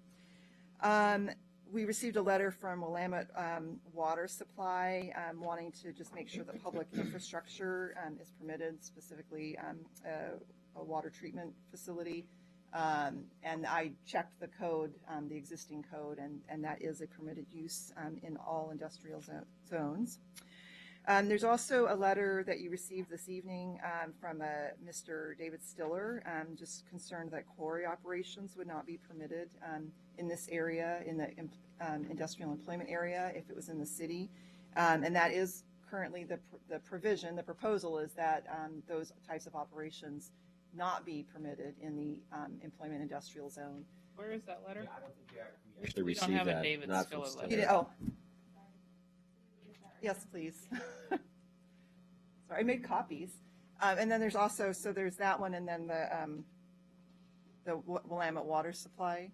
So we have the Willamette Water Supply. So Oh, can you clarify what, while she's running to get that, what, say that again, what you said about the Willamette Water Supply letter, that it is already in our code Yeah, as public allowed. and private structures, including but not limited to, and there's other things, treatment plants is permitted in all three industrial zones. Okay, so it's already within Right. our code. Okay. So Mr. Stiller's letter, which you don't have but will, basically he was concerned that quarry operations would not be permitted if it's in the city, and that is correct. The proposal is that those not be permitted. I believe he's here and he'll testify to that. We discussed that they could stay outside of the city if that's something that they wanted to do, or that there's options available. Isn't it a conditional use in GI? Yes, but he's in the employment industrial zone. And so, yeah. I'm sorry. I didn't. And then Mr. Bach's letter from Trammell Crow, which you do have, correct? Right. Okay. It also, in addition to the recommendation on the size limits, recommended some language to be changed to remove the limitation on outside or odor or noise that can be perceived off-site. I'm not saying that very well, but and I looked at that, and right now we, as proposed, we have two sections. One is kind of the idea is that it's less intensive and more appropriate for light industrial and could be permitted outright. And that's the one that says there's no exterior odor. Sorry, let me get to that page so I can read it correctly. This is on actually page 5 of attachment. I'm referring to the track changes version for If my you could do comments. number 58, because it's on our packet, page 58. Oh, you don't have a packet number. Never mind. I'm sorry. It's packet page 58. Packet page 58. So basically what it currently says is manufacture, compounding, processing, assembling, packaging, treatment, fabrication of products contained wholly within an enclosed building, provided there is no exterior odor, noise, or unscreened storage, and not otherwise regulated elsewhere in the code. The intent of that section is permitted outright in all those zones. Is really it's very low intensity, not an impact at all that would require you to maybe have a conditional use review.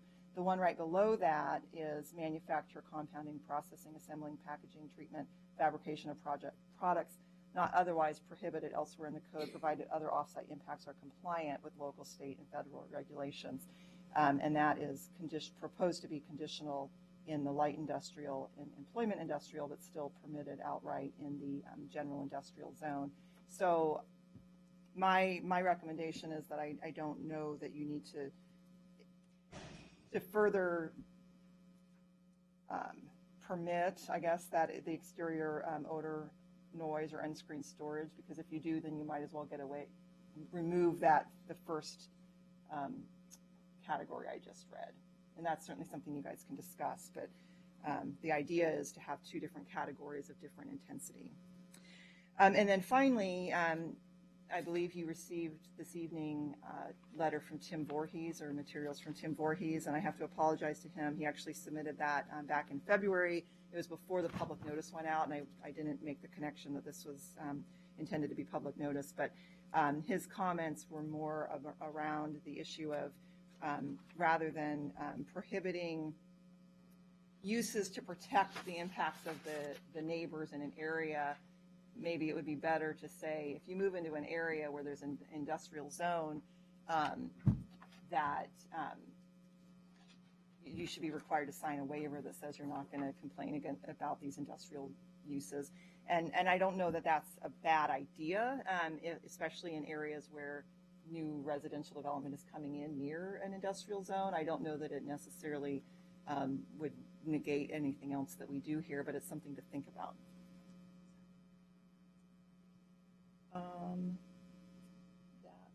I provided copies. Did I not? It was something different. Sorry.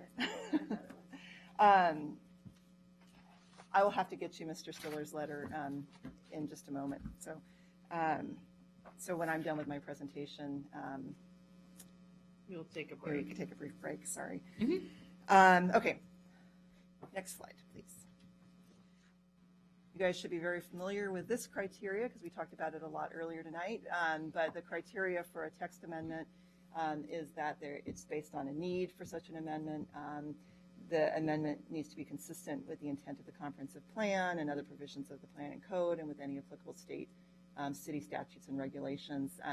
I identified that the applicable comprehensive plan policies were in Chapter 4 in sections regarding economic development and industrial planning designations, and the staff report goes through those criteria and discusses why and how these proposed changes are consistent with those comprehensive plan policies. Not specifically mentioned in the criteria, but it also needs to be consistent with regional criteria. So Metro Title IV standards are also applicable, and the staff report outlines the criteria applicable to the industrial uses and finds that it is compliant with Title IV. And also, I didn't mention this in the comments section, but Metro did provide an email essentially that said it needs to be compliant with Title IV. We'd like to see more information. So I sent them the table that outlined this and the staff report, and they looked at that and said, thanks, that looks great. So I took that to mean that they did not find concern with the proposed changes in Title IV. Also, I didn't note up there, but it also needs to comply with the transportation planning rule, which there's no effect on the transportation planning rule with this text amendment. So I didn't put that up on the slide. So Metro Title IV, just for clarification, kind of defines within the regional government what is broad-based, some restrictions that individual communities can't do in order to protect the industrial lands. We can't convert it all to retail because Metro says that's a no-no. Right. You need to preserve your industrial land. So some of the things that are, and it just was a learning experience for me years ago when we went through this, is that, you know, we have to put limitations on retail because Metro says we have to do that. And so when people are saying, well, make it so that we could put in, you know, a new season's market in your industrial land, that's really not going to be allowed because Title IV doesn't want our industrial lands eaten up by retail. So, correct? Yes. Okay. Yes, thank you. And so that's basically my presentation. I recommend that you hold a public hearing, you consider the testimony received, and then consider forwarding a recommendation of approval to the council for their May 3rd meeting. And just to be clear, I'll mention this again at the end. They would have a meeting on May 3rd, and they're not having a second meeting in May, so the second reading of the ordinance would not be until June 7th. Okay. Any questions?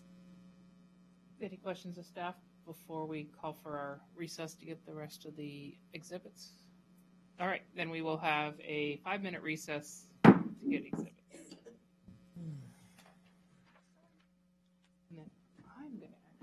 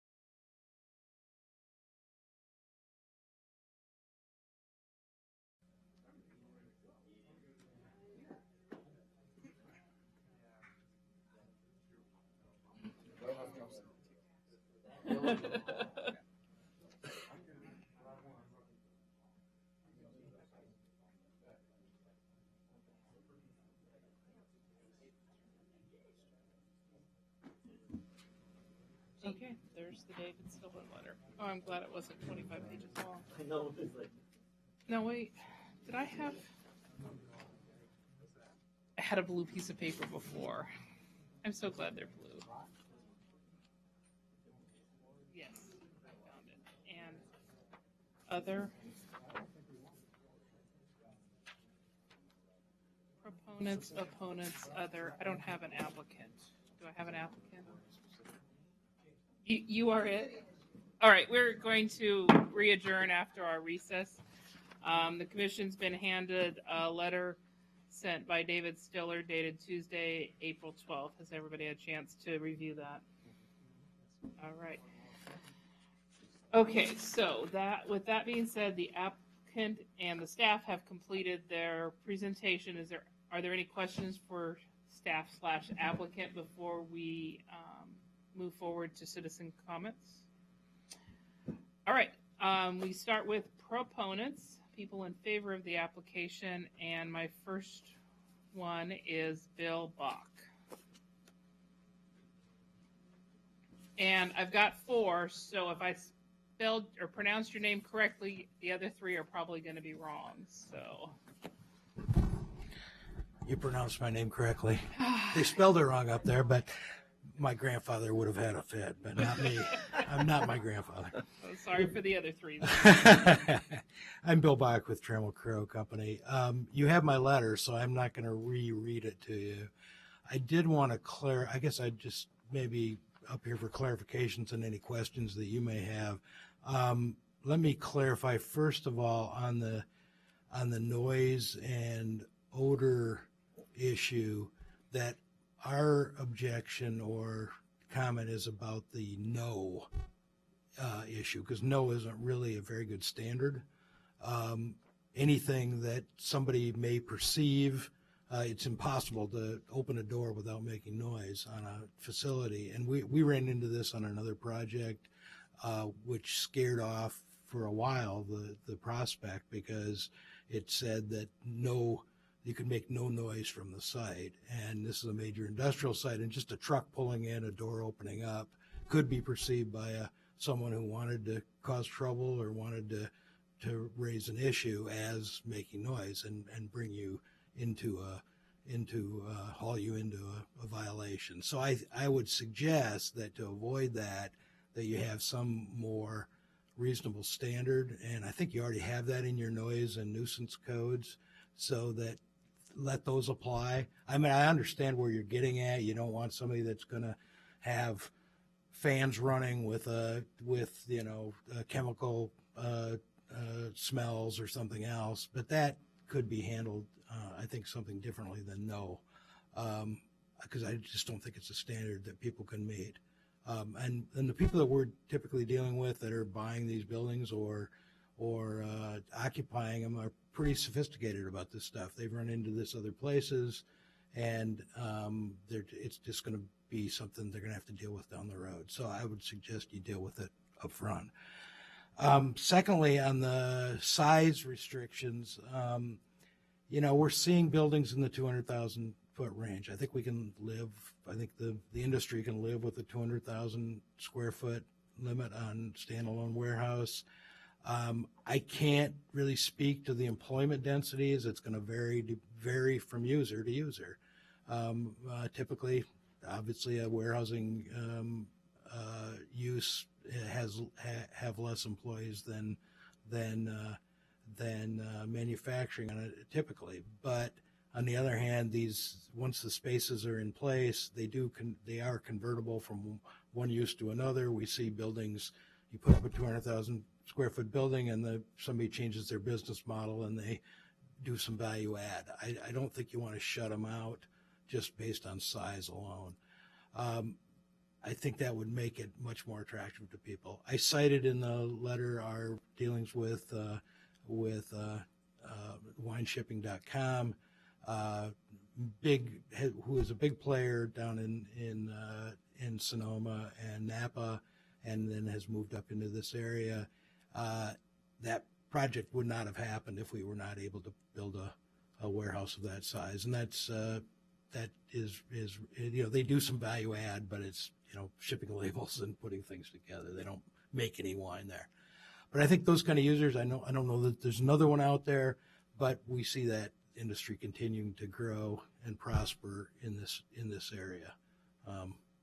So anyway, those are my 2 comments. So if there's anything else I can add or questions I can answer, I'd certainly be able to do that. Thank you for taking the time to explain what that section meant, because Yeah. I would not have gotten it correct in what was said in the letter about the no. Oh, the You no, were yeah. saying that. Yeah. So I just suggested some other language that might get you there, but I thought you probably have enough in your code. And I guess it's really up for you to say whether you really have enough in your code or not for me. But and Julia loves it when I try and wordsmith on the fly, and she has to scramble to figure out what it is. But Right. I see what you're saying, and if we replace no with that the exterior odor noise is no greater than some other measurable, right, retail or something that something that's measurable versus no. Right. I think that would be. You can't really discount out of hand the impact that sort of frivolous lawsuits or frivolous complaints have on a business. Sometimes they really are concerned about that, especially when there are residences nearby or even a neighboring business that takes a dislike to them for some reason. Right, and I appreciate your statement of no, and so wordsmithing to say that the noise does not exceed some measurable standard. We can get the commission to kind of weigh in, but thank you for explaining that, because that's not where I would have tried to be if I hadn't had you just come up and explain it to me. I appreciate that. Okay. Thank you. Is there any questions of Bill? All right. Thank you very much. Can I ask you a question? Probably, actually should be asking Josh this. He's not here tonight. But we had a problem with noise that the city tried to address in terms of protesting. Did the city enact legislation regulating noise? It's in residential. Well, we already had regulations regarding noise. I believe the issue was more how strong and how enforceable they were and in what way. And I know that they cleaned that up to address that specific issue. And actually, Josh is going to be proposing some additional noise ordinance amendments to get even a little bit tighter. Mm-hmm. But that's within the residential area, is it not? Or is it? Well, I don't. Yeah. Are we have a noise ordinance that is not simply relegated to residential? I don't know if the issue that came up recently was because of the residential. Yeah. Tom, do you know? Yeah. So he was trying to clean some code up relative to some residential properties, but the noise ordinance is all inclusive. And his proposals will be all-inclusive of all zoning. So it would include the industrial zone as well? Absolutely. Okay. Very good.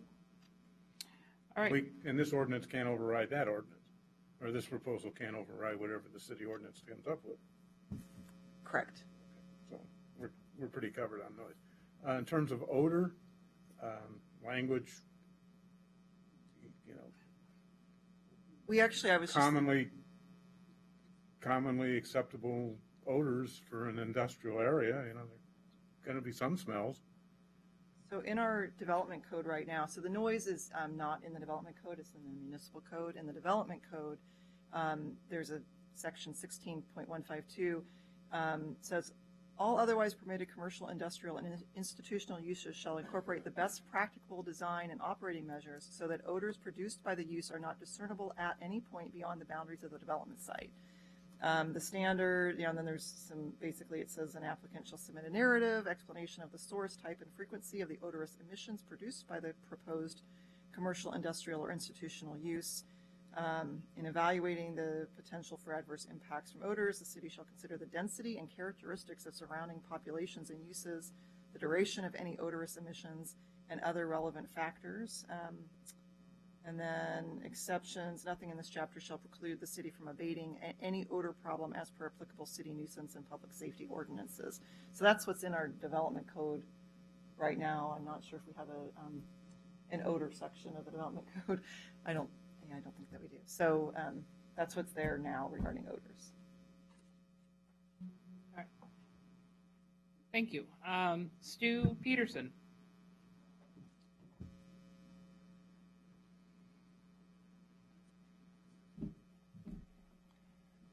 Thank you for letting me speak again tonight. Julia's characterization of the genesis of this is spot on. The development and planning of 124th has made this area viable from a development standpoint. I don't know if you guys have seen it, but they're out there carving up the road right now, and they got a trailer out, and it's underway. So the area has become pretty strategically located.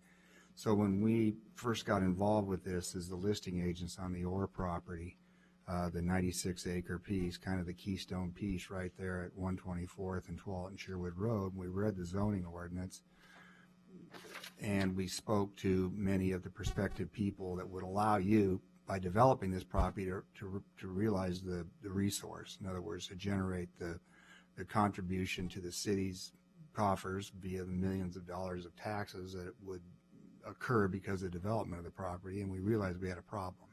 We went to Julia with it and Tom, and they've done a great job. I think where we're at here is, this is a viable resource now. It will probably, at some point, hopefully in the near future, we can overcome some of the physical issues with the site, become a rip-roaring member of your tax roll.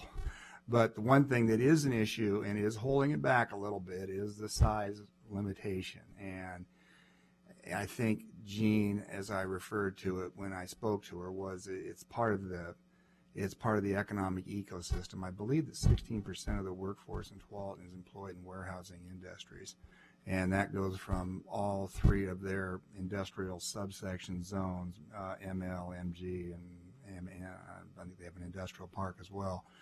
And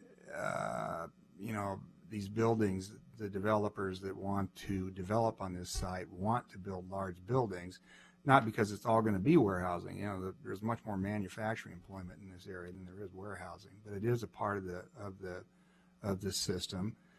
And I spoke in the past of the industrial services that you have is now apparently going to be allowed in the text amendment, which is critical as well, because many of these businesses provide services to other businesses. Nobody that develops a site wants to see a Walmart on there or retail use. I know you guys had some issues with Walmart and Home Depot in the past. That's not the intent, but we need to have the industrial services. The code seems to be written in a manner now that that's going to be allowed, and that's a huge step.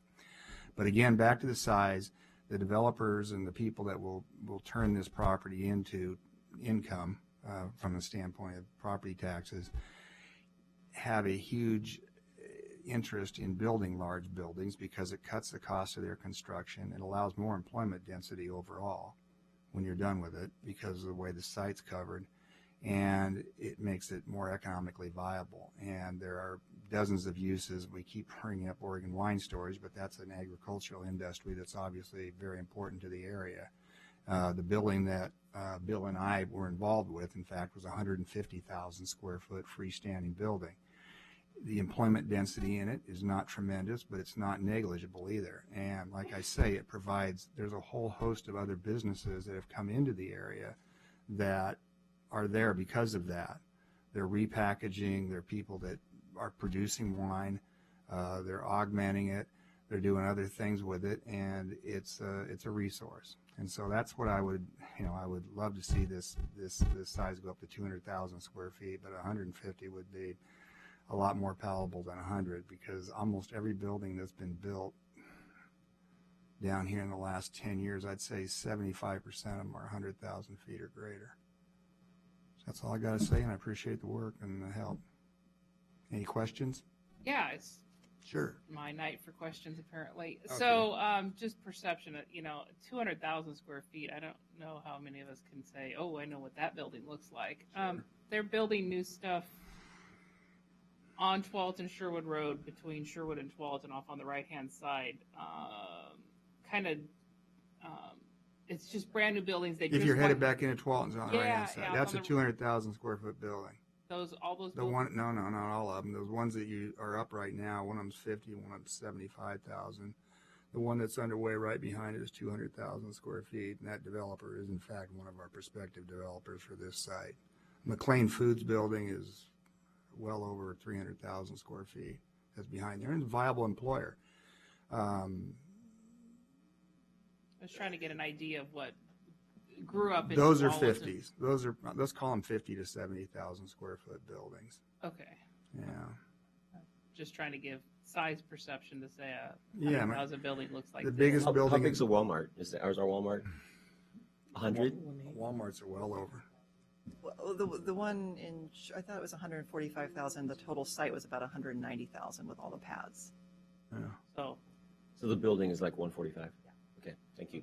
Yeah, and if you guys are familiar with the buildings that were built on Century here recently, which are still just finishing up, one was one of those buildings is 35,000 square feet, and the other one is 70,000 square feet. So that kind of gives you, the two of those buildings together would be about 100,000 square foot. they seem small.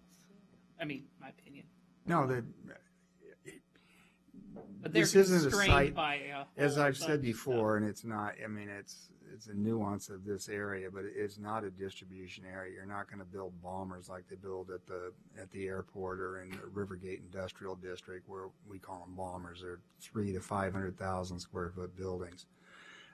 The last thing anybody that has a lot of trucks wants to do is locate in Sherwood, Oregon, in the city. I can assure you of that, because they don't want to be tied up on 100 and on 12th and Sherwood Road. And 124th is not a big enough arterial to support any kind of major distribution company. But people that are bringing in agricultural products from the west or the south need the warehousing, and there are businesses here that support the manufacturing industries via their warehouse. I don't know if you've been to the Lamb site in Tualatin, but it's the absolute epitome of what would be in an employment industrial zone, and they've got a 150,000 square foot warehouse on their campus that they're turning into office, and they've got two companies that have located on Leviton Drive that are warehousing operations that primarily support Lamb. Obviously, they've done their best to find other businesses up here with Intel and stuff, people like that, but they located there because of that. And that goes back to the term I use, the economic ecosystem. This is an industrial zone, and warehousing is an industrial use. And that's why people want to see warehousing as a part of their mix. Thank you very much for that information. Is there any other questions? All right. Awesome. Thank you. Thank you. Thank you. I'm going to get it. Erhard Steinborn. Oh, I was almost 2 for 2.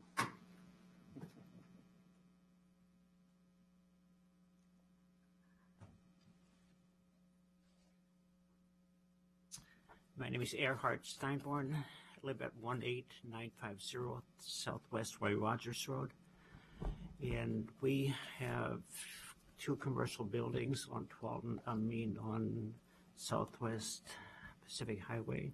As you come from Tigard into town on the right-hand side across the street from Home Depot. On that site, we also have a 3+ acre lot, and that's currently zoned light industrial, I believe. It's had a number of zoning over the years. It was an R15 at one time. It was commercial. That allowed us to build the 2 buildings. And my concern, the question that I have is coming into the city, that particular lot is probably the best view that the city of Sherwood has. It's on a bluff overlooking the wetlands and the refuge. And my concern that I have, I'd like to see the city use it to the best and highest use. And so I think an industrial building or something to that effect, I think probably wouldn't do justice to the property or to the city. So it's more a comment and a concern, just a request that I would have from you. Thank you. All right. Thank you very much. It said 3 acres, right? Yeah, a little over 3. Okay.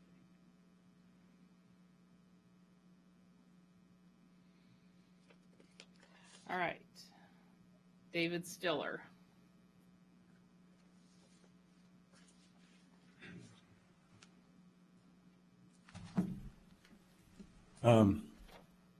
First of all, my thanks to Ben Stiller that gave you help getting the name right. And my apologies to Julia and Kirsten. I was influenced by the fact that I have a niece named Kristen, which helped me get everything wrong and get to her by April 8th, and only got to there by today. And then I guess I really don't have a concern unless I am annexed into the city and subject to this E1 zoning ordinance. The 20-acre parcel that's owned by the family trust and my uncle's family was an operating rock quarry in 1984, the Compton Stiller Quarry, and then was under lease for 15 years with no action by the operator. And we still maintain a Dogami permit. So while Stu Peterson and McAdam Forbes are trying to market this for us, my concern was to keep that option of selling to a rock pit developer. We're bordered on the east by the gun club, and their building of a range is actually a rock pit. And then on the south by, and I was struggling to remember who our neighbor is on the south. I believe it's Oregon Asphalt. And just south of that is the operator that's processing the rock out of the gun club. So really our neighbors are to the north residential, and to the west a small parcel that borders Tonkin Road, but we're really in the rock pit neighborhood. So, but if a buyer comes along and wants it to be different, I'll quit paying that Dogami permit right away. Yeah. Thank you for your time. All right, thank you. So at this time, I have no other blue cards with people wanting to testify. Oh, they've got one more.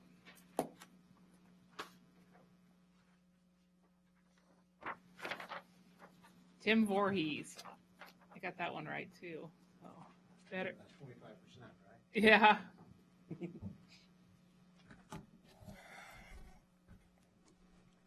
Tim Voorhees, P.O. Box 908, Sherwood, Oregon, owner of Steel Tech. The code issue has come a long way, and I think it's going really well. My concern is I see things in the code for conditional uses that should be outright permitted, because hospitals, if we need a hospital, you guys are going to let it go through. It shouldn't be under conditional use. If you want a fire department in there, it's going to go in. There's things in there that should be outright permitted. The letter that I sent for the waiver of people moving in next to industrial, or what the thing, I think it will work to keep a lot of the headaches off of the city.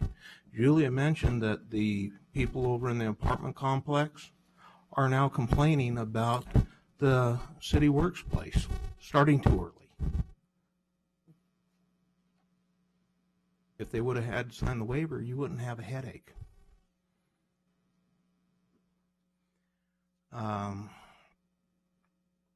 There's a lot of things that go on with the planning process and the industrial codes that I truly don't understand.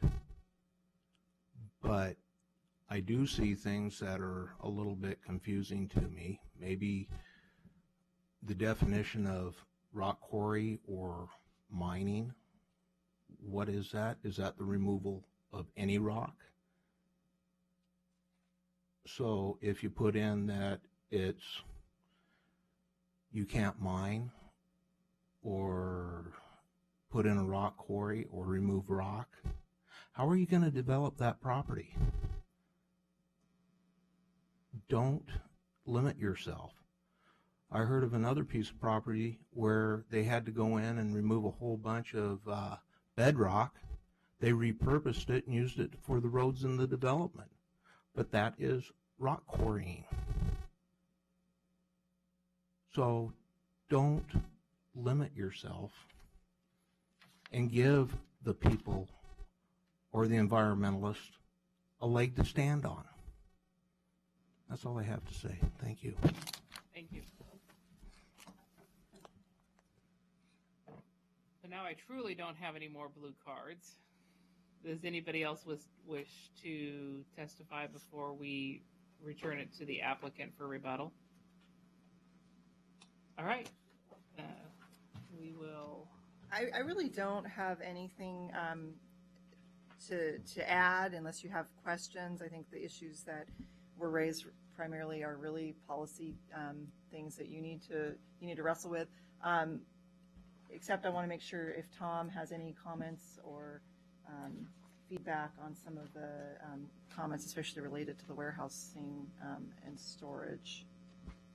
Yeah, so I mean, overall, my purpose has been here is to make sure that this gets to a point where we can actually have economic, vitality in this area. And under the previous code, that was a challenge. So, I think hats off to everybody who's been a part of this process with some great information and feedback. I guess, really we're down to, is this going to be 100 or 150 or 200,000 square feet, for distribution and warehousing. And, I guess from my perspective, this is so much better. I think probably anything, there would work. I'd rather fight this battle for employment on the incentive side of things anyway, rather than trying to dictate what we're doing or not doing in the code. So, I think it's largely up to you, but, maybe that middle ground is kind of a good area to land in, just from my thinking.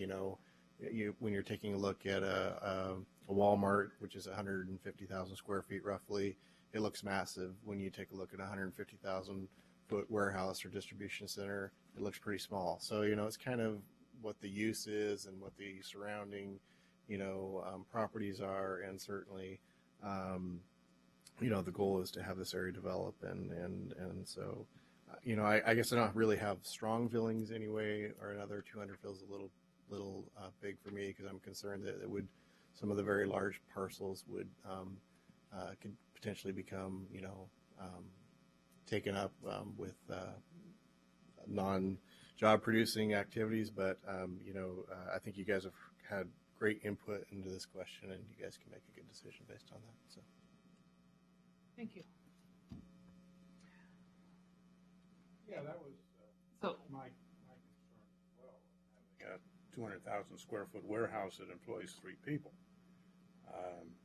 But I've heard some very good arguments and pointing out that the 200,000 square foot warehouse could become a 200,000 square foot manufacturing operation, because times change and we get flexibility. So before we start deliberation, does the applicant have anything else so I can close the public hearing?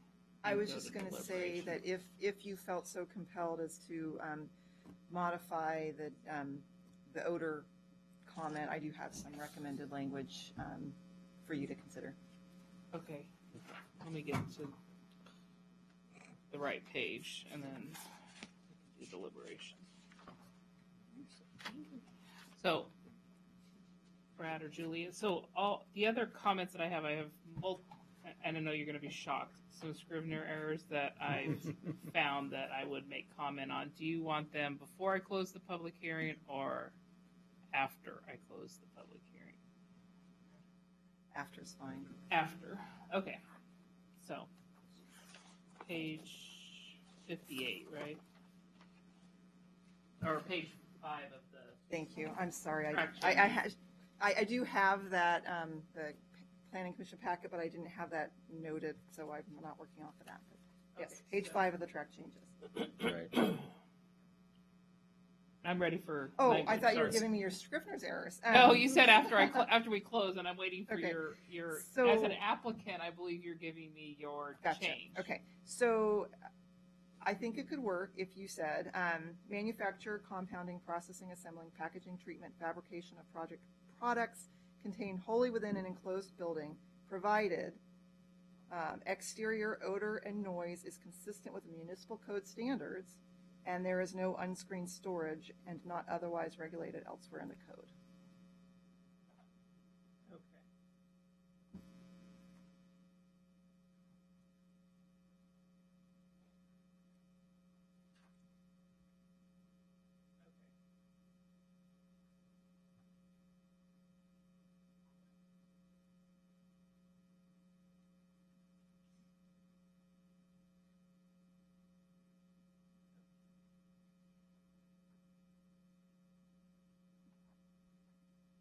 So then, does it mean that the second one, it may not be in compliance with the code?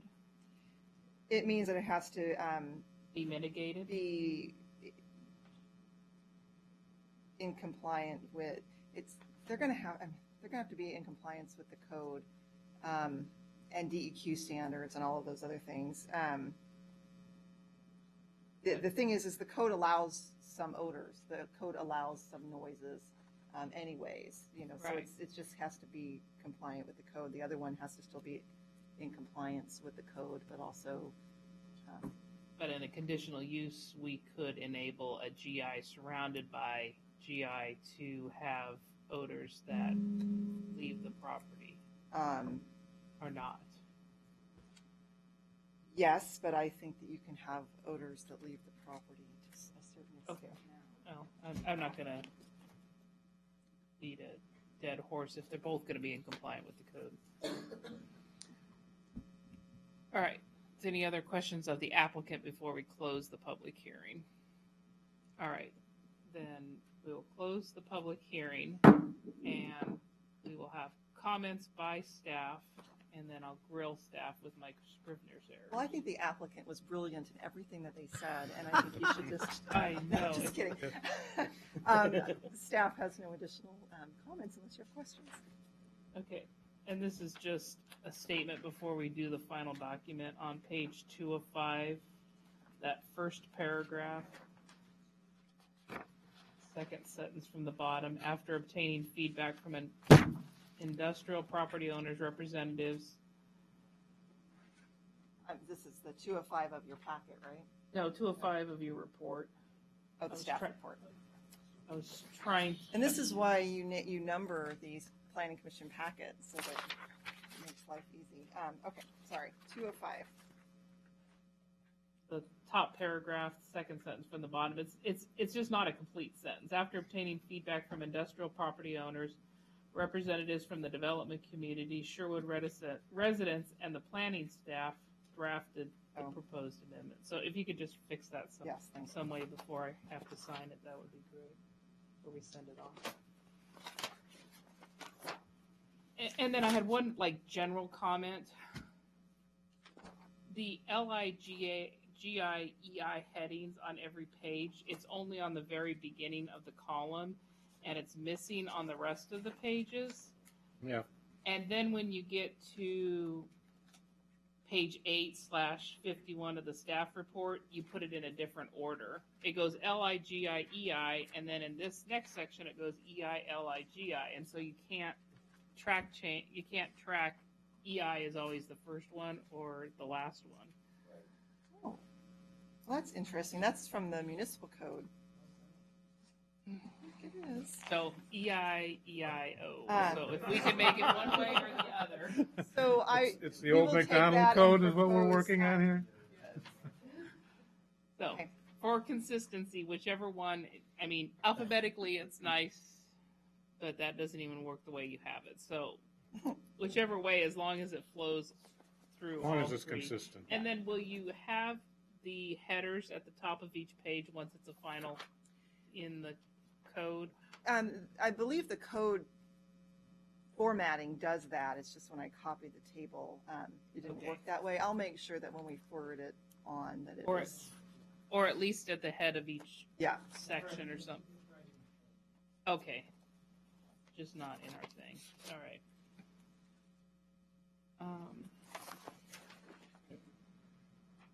So I'm back to the track changes, page 3 of your staff report. And these are, I'm going to intersperse Scrivener's with things. Sorry, what page did you say? Page 3 of your staff report, which is our page 56. Okay. The third from the bottom, as my eye doctor told me recently, I'm over 40, and I just want to confirm that that number 4 is scratched out, and it's not 4 and 5. Oh, that is correct. Okay. I can't, I mean... You got better eyes than I do. Okay, so we are scratching out 4 and replacing it with 5. Right, and that you can tie to the numbers your at the little bottom. handy-dandy summary sheet that it says... Well, fueling stations and car washes on constrained land made sense, but that wasn't the intent. Yeah, a lot of those, were just... So we're renumbered. scratching out 4, and boy, I'm here to tell you that is really hard to tell. Then the next one, junkyard's not capitalized, and then it's manufactured home sales, not manufacturers. On the last one. And then going to page 5, going from Scrivener to policy. There is. Oh, yes. Page 4, second from the bottom, retail building material sales and lumber yards. There's a space between lumber and yards. Oh. Or Lumber yards. Looks like it should have a space in there. Yes, thank you. Yeah. Just for the record, all of these changes were already in the code, but we will correct them, so you don't ever have to comment on them. I wasn't on the commission the last time I had to make all these things had to go through. So then page 5, which is 58 of the packet, I go from Scrivener to policy question. We are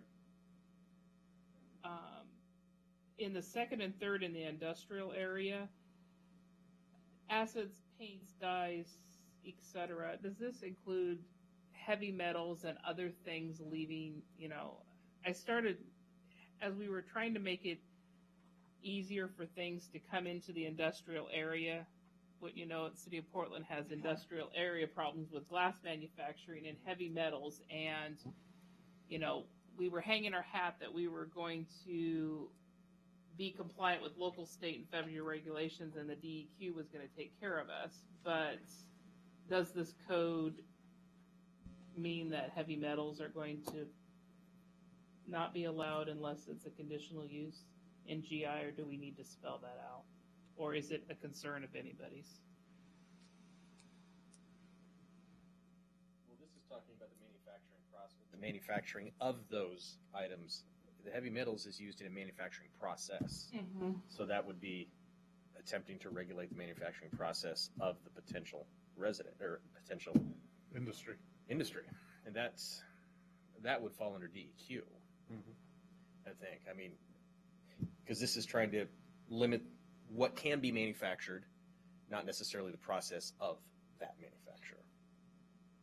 So I see where you're going with that, and I would hope that would fall under DEQ, but obviously it hasn't, as we've seen in the news, so obviously recently. Yes. So, is that something we even want to talk about, regulating the manufacturing process of a potential resident of those buildings? Well, the problem with regulating that is that we do not have the bureaucracy to do that, because that's usually the purview of the state or the federal government. Is that correct, sir? And we don't want to get in the business of expanding the bureaucracy any more than we have to. Okay, so I thank you for. That was just my interpretation of it. You read something, you see a lot in the news, and you go, okay, did I just say we can do whatever we want in the city of Sherwood, and now we've got DEQ that's maybe needing to firm up what they're doing so that we aren't putting our community in jeopardy? Well, we can do anything we want in the city of Sherwood as long as we're within the constraints of the state and the federal government. Okay.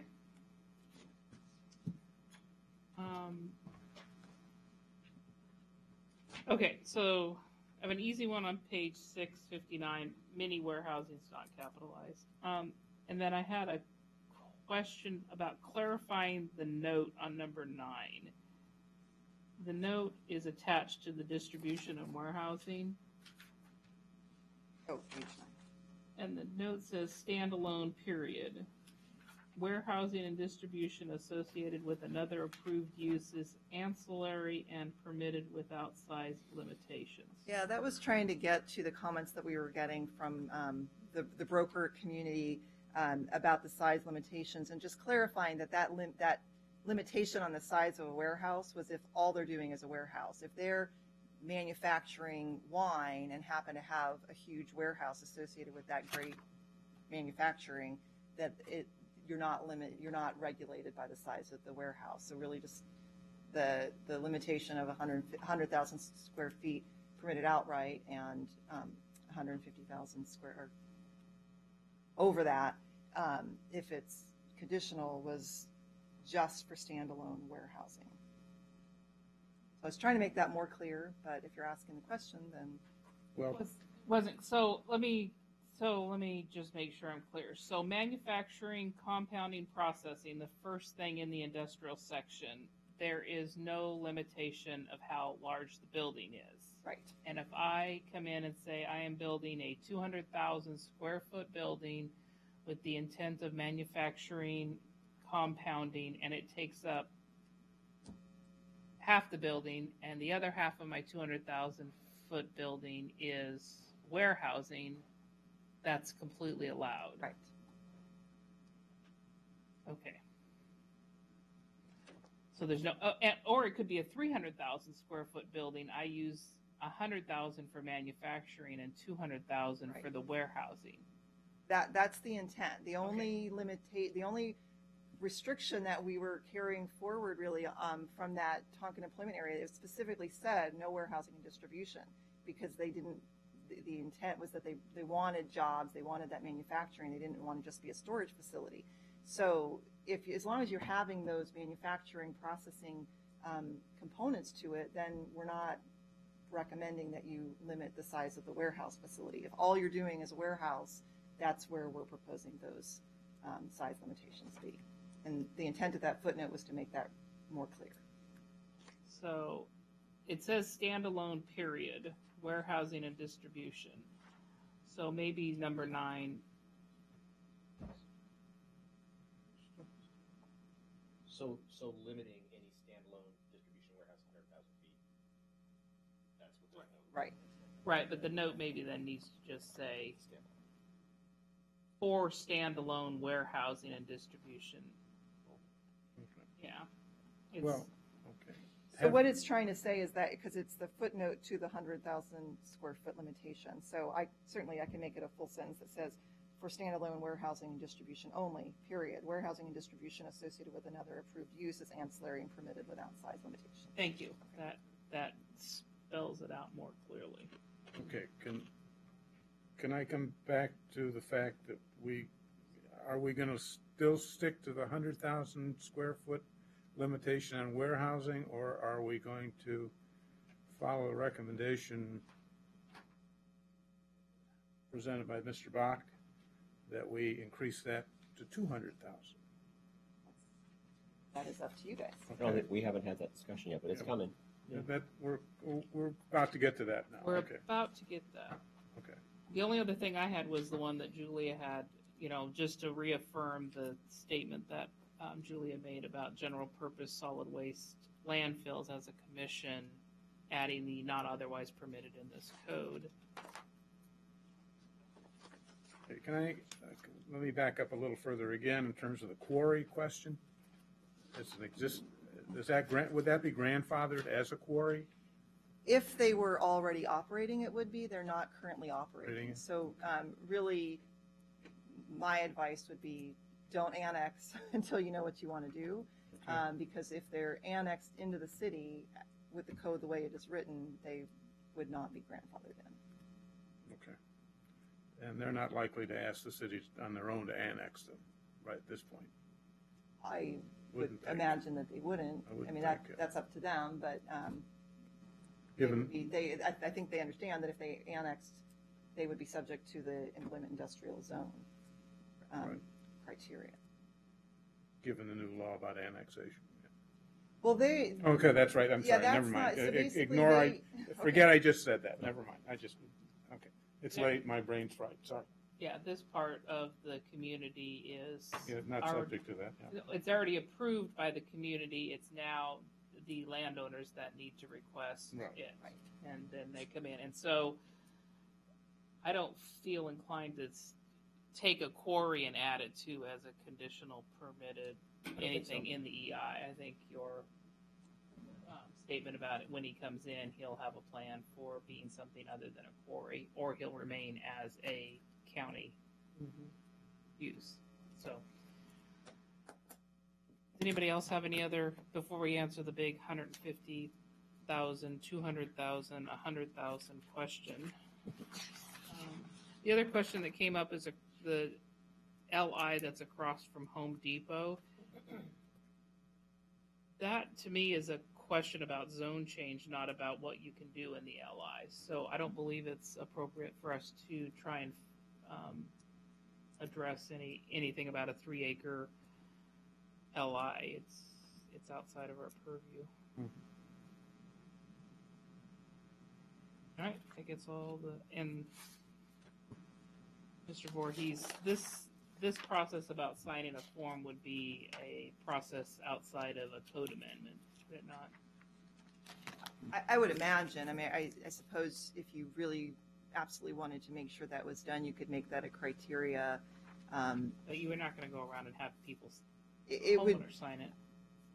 It would be a challenge. I certainly need to look into that more. I was telling Mr. Voorhees where I see that being a potential in the Brookman area, for example, if and when that develops, properties across the street from those farm operations, making sure that through their deeds or through their homeowners association, CCNRs or whatever, we're on notice that there's going to be farming operations. Don't complain about the use of pesticides or whatever.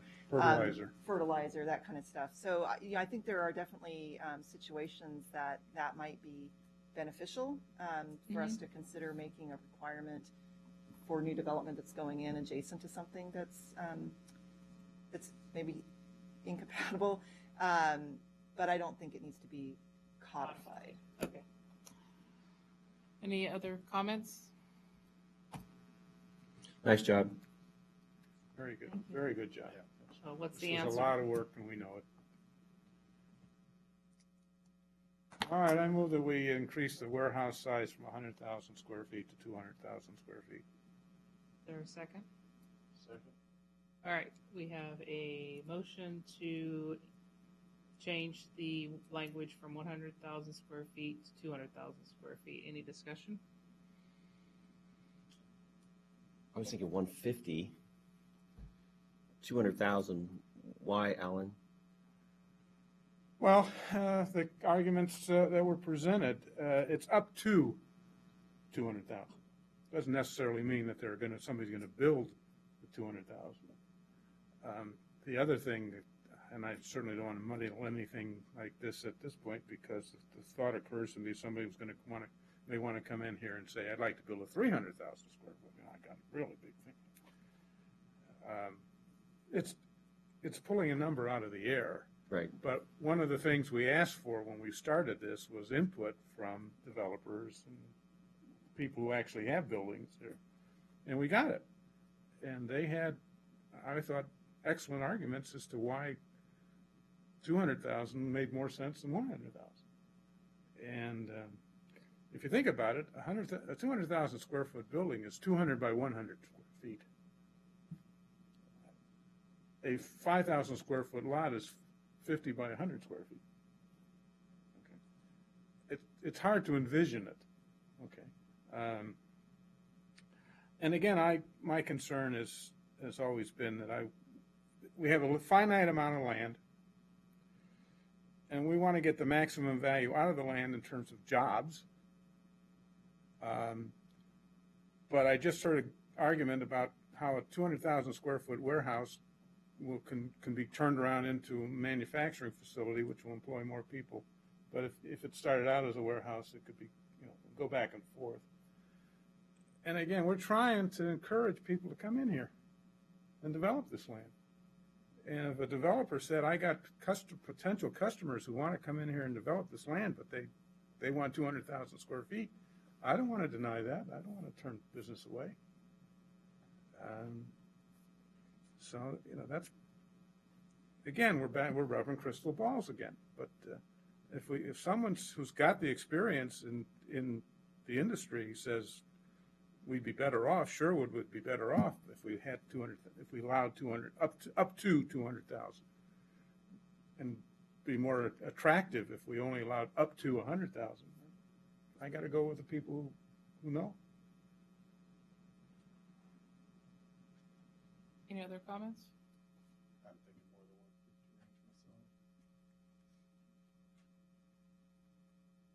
In between 150 and 200.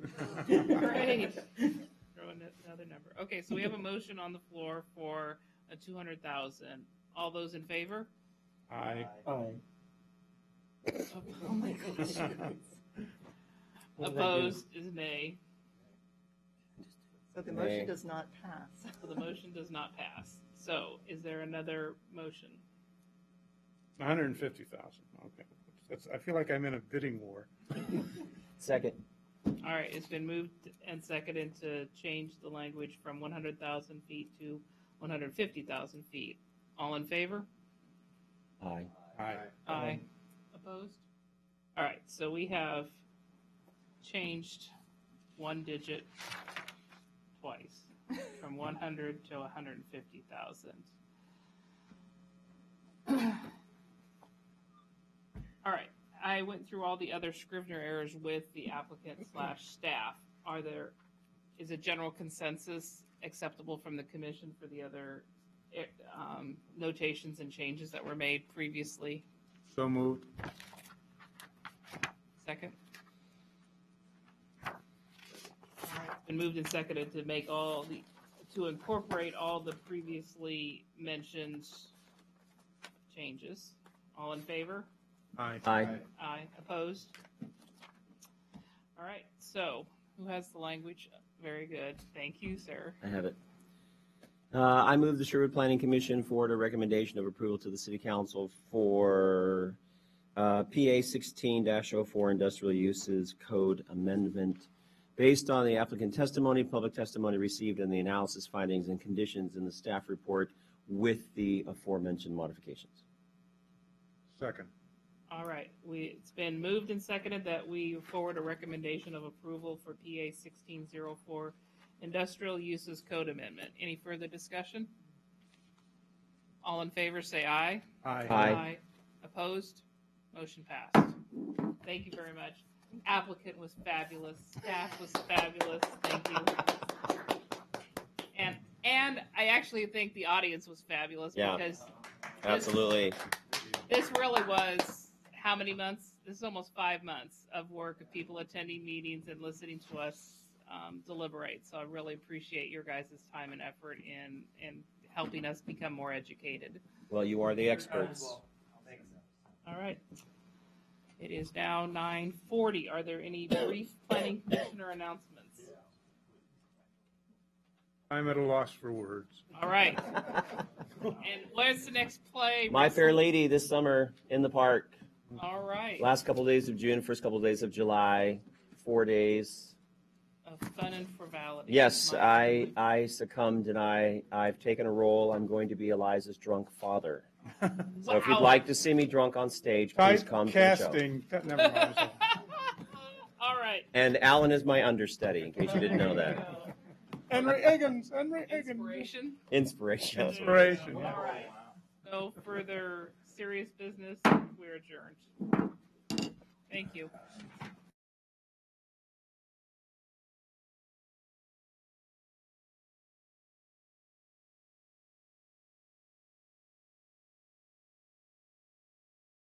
Use development for commercial, retail, and residential on the the site. So obviously, we're making this public investment because we need to do that through